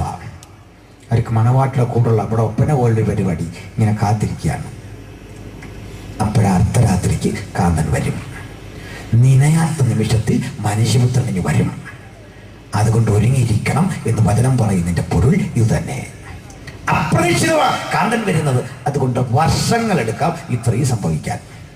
പക്ഷെ ഒരു കാര്യം, ഏതെങ്കിലും കാരണവശാൽ ഈ പെൺകുട്ടി മനസ്സുമാറി മറ്റൊരു വിധത്തിൽ പോകുകയോ ഒക്കെ ചെയ്താൽ ഈ വിവാഹം പാളിപ്പോകും. അത് കാന്തൻ അപമാനമാണ്. അത് വരാതിരിക്കാൻ കാന്തൻ ഒരു പരിപാടി ചെയ്തു വെച്ചിട്ടുണ്ട്. അപ്പനുമായി ആലോചിച്ച് തൻ്റെ ചാർച്ചയിൽപ്പെട്ട ഒരു കാര്യസ്ഥനെ ഈ പെൺകുട്ടിയെ വാച്ച് ചെയ്യാൻ, നിരീക്ഷിക്കാൻ ഇവിടെ ആക്കിയിട്ടാ പോയിരിക്കുന്നത്. ഈ പെണ്ണ് ഇതുവരെ കണ്ടിട്ടില്ല ഈ കാര്യസ്ഥനെ. പക്ഷെ അവക്കറിയാം ഇതുവരെ ഇറങ്ങുന്നുണ്ട് ആള്. ഇപ്പൊ വന്നിട്ട് അങ്ങോട്ട് പോയതേ ഉള്ളൂ. ലക്ഷണമൊക്കെ അവൻ കാണിച്ചു തരും. ഇത് അങ്ങോട്ട് പോയി. അവൻ ഇതുവരെ വെളിപ്പെടത്തില്ല. കർത്താവ് പറഞ്ഞു, ഞാൻ പോകാഞ്ഞാൽ നിങ്ങൾക്ക് പ്രയോജനം ഇല്ല. ഞാൻ പോയി കഴിഞ്ഞാൽ പിതാവിൻ്റെ അരികിൽ നിന്ന് പരിശുദ്ധാത്മാവ് എന്ന കാര്യസ്ഥനെ നിങ്ങൾക്ക് അയച്ചു തരും. അപ്പോൾ യേശു ജീവിച്ചിരുന്ന ആ കാലത്തെക്കാൾ ശ്രേഷ്ഠമാണ് കാര്യസ്ഥൻ പ്രവർത്തിക്കുന്ന ഈ കാലം. അതുകൊണ്ട് ഇന്നിവിടെ വന്നിരിക്കുന്ന നമ്മൾ ഭാഗ്യവാന്മാർ. പരിശുദ്ധാത്മാവിന്റെ പ്രവൃത്തിയുടെ കാലം, ആ കാര്യസ്ഥൻ പ്രവർത്തിക്കുന്ന കാലം. പക്ഷെ ഈ കാര്യസ്ഥൻ ഇങ്ങനെ വാച്ച് ചെയ്തുകൊണ്ടിരിക്കുമ്പോൾ ഈ പെൺകുട്ടി മാനം മര്യാദയ്ക്ക് പോകണം. കാര്യസ്ഥൻ നോക്കുക. കാര്യസ്ഥൻ നോക്കുമ്പോൾ കുളിയില്ല, നനയില്ല, പാട്ടുമില്ല, പ്രാർത്ഥനയില്ല, ഇങ്ങനെ പോവുക. കാന്തയാണ്. കാര്യസ്ഥൻ നോക്കുമ്പോൾ ഞായറാഴ്ച രാവിലെ തലമുടിയെല്ലാം ഇങ്ങനെ കോതി യോഗത്തിന് പോവാ. മലമ്പുഴ യക്ഷി വരുന്നോല്ലേ ഇങ്ങനെ വന്നാൽ കാര്യസ്ഥൻ നാണക്കേടാകും. അത് വരാതിരിക്കാൻ ഒരുവിധപ്പെട്ട ചെറിയ കുറ്റമൊക്കെ കാര്യസ്ഥൻ പറയും, പോട്ടെ. പുള്ളിയുടെ ലക്ഷണം ഈ കല്യാണം എങ്ങനെയെങ്കിലും നടത്തണം, അതിന് ഒരുങ്ങുന്നവനാ കാര്യസ്ഥൻ. ഇത് തട്ടിമാറ്റുകയല്ല പുള്ളിയുടെ ലക്ഷ്യം. എങ്ങനെയും ഈ വിവാഹം നടത്തണം. ചെറിയ കുറ്റമൊക്കെ കണ്ടാൽ പറയും, പോട്ടെ, ഞാൻ ഏറ്റു, കാര്യമൊക്കെ ഏറ്റു. എന്നാൽ ഈ കുട്ടിയുടെ കുറ്റം അധികമാകുന്നു. കാര്യസ്ഥനും ക്ഷമിക്കാൻ പറ്റുന്നില്ലെങ്കിൽ നിന്റെ കാര്യം പോകാം. പിതാവിന് നേരെയുള്ള ദൂഷണം ക്ഷമിക്കും, പുത്രനേരെ പറഞ്ഞത് ക്ഷമിക്കും. പരിശുദ്ധാത്മാവിന് നേരെയുള്ള ദൂഷണം ക്ഷമിക്കപ്പെടുകയില്ല. ഇന്ന് രാത്രി വചനത്തിന്റെ അത്തരം ഒരു പൊരുൾ കൊണ്ടിട്ട് പറയാ, അങ്ങടെ ആത്മാവിനാൽ അടിയറയും നിയന്ത്രിക്കണമേ. അടിയറേയും അങ്ങടെ ആത്മാവിൽ നിമഗ്നം ചെയ്യുവാൻ ഒരിക്കൽ കൂടി കൃപ ചെയ്യണമേ. ആ ഒരുക്കമാണ് സഭയുടെ ഒരുക്കം. അതിനുവേണ്ടിയാണ് ദൈവത്തിന്റെ തിരുസഭ കാത്തിരിക്കുന്നത്. അതുകൊണ്ട് കാന്തനിങ് വരും. മണവാളൻ മണവറയും മണവാട്ടി ഉള്ളറയും തൊട്ട് പുറത്തു വരുന്ന ഒരു ശുഭനിമിഷം കാത്ത് ഇന്നിവിടെ ഇരിക്കുന്ന ദൈവത്തിന്റെ മക്കൾക്കൊരുങ്ങ, ജാഗരിക്ക, ഉണരാ, പ്രാർത്ഥിക്ക. ഒരാളെങ്കിലും ഈ വചനം കേട്ടിട്ട് കാന്ത എന്ന സൗഭാഗ്യ പദവി കരഗതമാക്കാതെ ഉണ്ടെങ്കിൽ ഇപ്പോഴാകുന്നു രക്ഷാദിവസം, ഇപ്പോഴാകുന്നു സുപ്രസാദകാലം. ഇത്ര വലിയ രക്ഷയെ ഗണ്യമാക്കാതെ പോയാൽ വരാനിരിക്കുന്ന ശിക്ഷാവിധിയിൽ നിന്ന് തെറ്റി ഒഴിയാവതല്ല.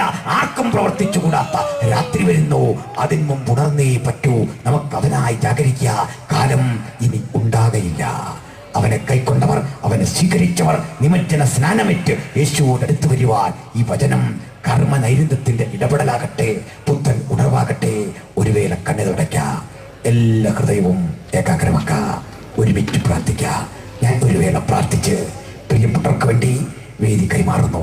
പ്രാർത്ഥിക്ക. ശാന്തമായ അന്തരീക്ഷത്തിൽ നിങ്ങൾ കേട്ട ഈ തിരുവെഴുത്ത് എന്തു ബോധ്യപ്പെടുത്തുന്നു? യേശു വരാറായി. ഈ കാന്തന് വേണ്ടി ഒരുങ്ങാൻ ഇനിയും നിങ്ങൾ താമസം വരുത്തിക്കൂടാ. ഇതുവരെയും രക്ഷാനുഭവം പ്രാപിക്കാത്ത ഒരാളെങ്കിലും ദൂരത്ത് വരികിലും ഇരുന്ന് കേൾക്കുന്നെങ്കിൽ, സ്നാനമേൽക്കാതെ ഒരാളെങ്കിലും മാറി നിൽക്കുന്നെങ്കിൽ, സ്നാനമേറ്റിട്ടും പിന്മാറ്റത്തിന്റെ അവസ്ഥയിൽ പോയി തിരിച്ചു വരാൻ കഴിയാതെ വിഷണ്ണനായി കഴിയുന്നെങ്കിൽ, ഇതൊക്കെ സത്യമാണെന്നറിഞ്ഞിട്ടും അകന്നു നടക്കുന്നെങ്കിൽ, ഇതൊക്കെ അനുസരിച്ചിട്ടും എനിക്ക് വേണ്ടും വണ്ണം മുന്നേറാൻ കഴിയുന്നില്ല. യേശുവെ പ്രസാദിപ്പിക്കാൻ കഴിയുന്ന പുതുവഴികളിലൂടെ സഞ്ചരിപ്പാൻ അങ്ങയുടെ ആത്മാവിന്റെ ശക്തി എനിക്ക് ആവശ്യമുണ്ട്. ഏതെങ്കിലും ഒരു അളവിൽ വചനമുള്ളത്തിൽ തൊട്ടവർ മാത്രം കരമുയർത്തിയട്ടെ, അവർ മാത്രം പ്രതികരിച്ചട്ടെ. വചനം ഹൃദയത്തിൽ സ്പർശിച്ച ദൈവമക്കൾ കരമുയർത്തുന്നു. ദൈവം നിങ്ങളെ ഉത്തേജിപ്പിക്കട്ടെ, ദൈവം നിങ്ങളെ സഹായിക്കട്ടെ. വചനം സ്പർശിച്ചവർ മാത്രം ഞാൻ അവർക്ക് വേണ്ടി ഒരു വേള പ്രാർത്ഥിക്കുന്നു, ഒരു വേള മാത്രം. എന്റെ രാജാവെഴുന്നള്ളുമ്പോൾ തന്റെ മുമ്പാകെ ശോഭയേറും രാജ്ഞിയായി ഞാൻ. എന്റെ രാജാവെഴുന്നള്ളുമ്പോൾ തന്റെ മുമ്പാകെ ശോഭയേറും രാജ്ഞിയായി ഞാൻ. നാളിലെന്നെ ചേർത്തിടും താൻ പൊന്നുമാർവിൽ മുത്തിടും ഞാൻ. നാളിലെന്നെ ചേർത്തിടും താൻ പൊന്നുമാർവിൽ മുത്തിടും ഞാൻ. എനിക്ക് മഹാഭാഗ്യം ദൈവമേ നീയൊരുക്കിയോ. എനിക്ക് മഹാഭാഗ്യം ദൈവമേ നീ ഒരുക്കിയോ. എന്റെ സമ്പത്തെന്നു ചൊല്ലുവാൻ വേറെയില്ലൊന്നും യേശു മാത്രം സമ്പത്താകുന്നു. എന്റെ സമ്പത്തെന്നു ചൊല്ലുവാൻ വേറെയില്ലൊന്നും യേശു മാത്രം സമ്പത്താകുന്നു. യേശു കർത്താവേ, അങ്ങ് ഞങ്ങളുടെ സമ്പത്താണ്, അങ്ങ് ഞങ്ങളുടെ ഐശ്വര്യമാണ്, അങ്ങ് ഞങ്ങളുടെ പദവിയാണ്. കാലവിളമ്പുമന്യേ സാധുക്കളായി ഞങ്ങളെയും ചേർക്കാൻ വാണവിരവിൽ പ്രത്യക്ഷനാകുന്ന നിന്നെ കണ്ട് ചാരിതാർത്ഥ്യമടയുവാൻ മണവാളനെ തിരുമുഖത്തുനിന്ന് സ്ഫുരിക്കുന്ന സൂര്യകിരണങ്ങളേറ്റ് ഞങ്ങൾ ആനന്ദ തുന്തലരാകുവാൻ, ഉലകം ഇതുവരെ തരാത്ത സമാധാനത്തിൻ്റെ ആഴങ്ങൾ കണ്ടെത്തുവാൻ, വലിയ ജയം ഞങ്ങൾ പ്രാപിക്കുവാൻ ഈ വചനം കേട്ട ഏവരെയും സഹായിക്കണമേ. ജയാളിയായ നിന്നെ മോശ മരുഭൂമിയിൽ പിച്ചള സർപ്പത്തെ ഉയർത്തിയതുപോലെ ഞങ്ങൾ ഒരിക്കൽ കൂടി ഉയർത്തുന്നു. അങ്ങ് മാത്രം ശ്രേഷ്ഠൻ, അങ്ങ് മാത്രം രക്ഷകൻ, അങ്ങ് മാത്രം ഉലകത്തിന്റെ നാഥൻ. രക്ഷ അങ്ങയിൽ കൂടി മാത്രം. അങ്ങയുടെ പുത്രനായ യേശുവിന്റെ രക്തം സകല പാപവും പോക്കി ഞങ്ങളെ ശുദ്ധീകരിക്കുന്നു. അങ്ങയുടെ പുത്രന്റെ രക്തത്തിൽ ഞങ്ങൾക്ക് അതിക്രമങ്ങളുടെ മോചനം എന്ന വീണ്ടെടുപ്പുണ്ട്. അത് കരഗതമാക്കാൻ ഞങ്ങളെ സഹായിക്കണം, ഞങ്ങളെ ഉത്തേജിപ്പിക്കണം. പ്രാർത്ഥന കേട്ടതിന് നന്ദി. യേശു ക്രിസ്തുവിൻ വലിയ നാമത്തിൽ തന്നെ ഏവർക്കും ഒരിക്കൽ കൂടി നന്ദി. ഈ വചനങ്ങളാൽ ദൈവം നമ്മെ സഹായിക്കട്ടെ. ആമേൻ. Thank U.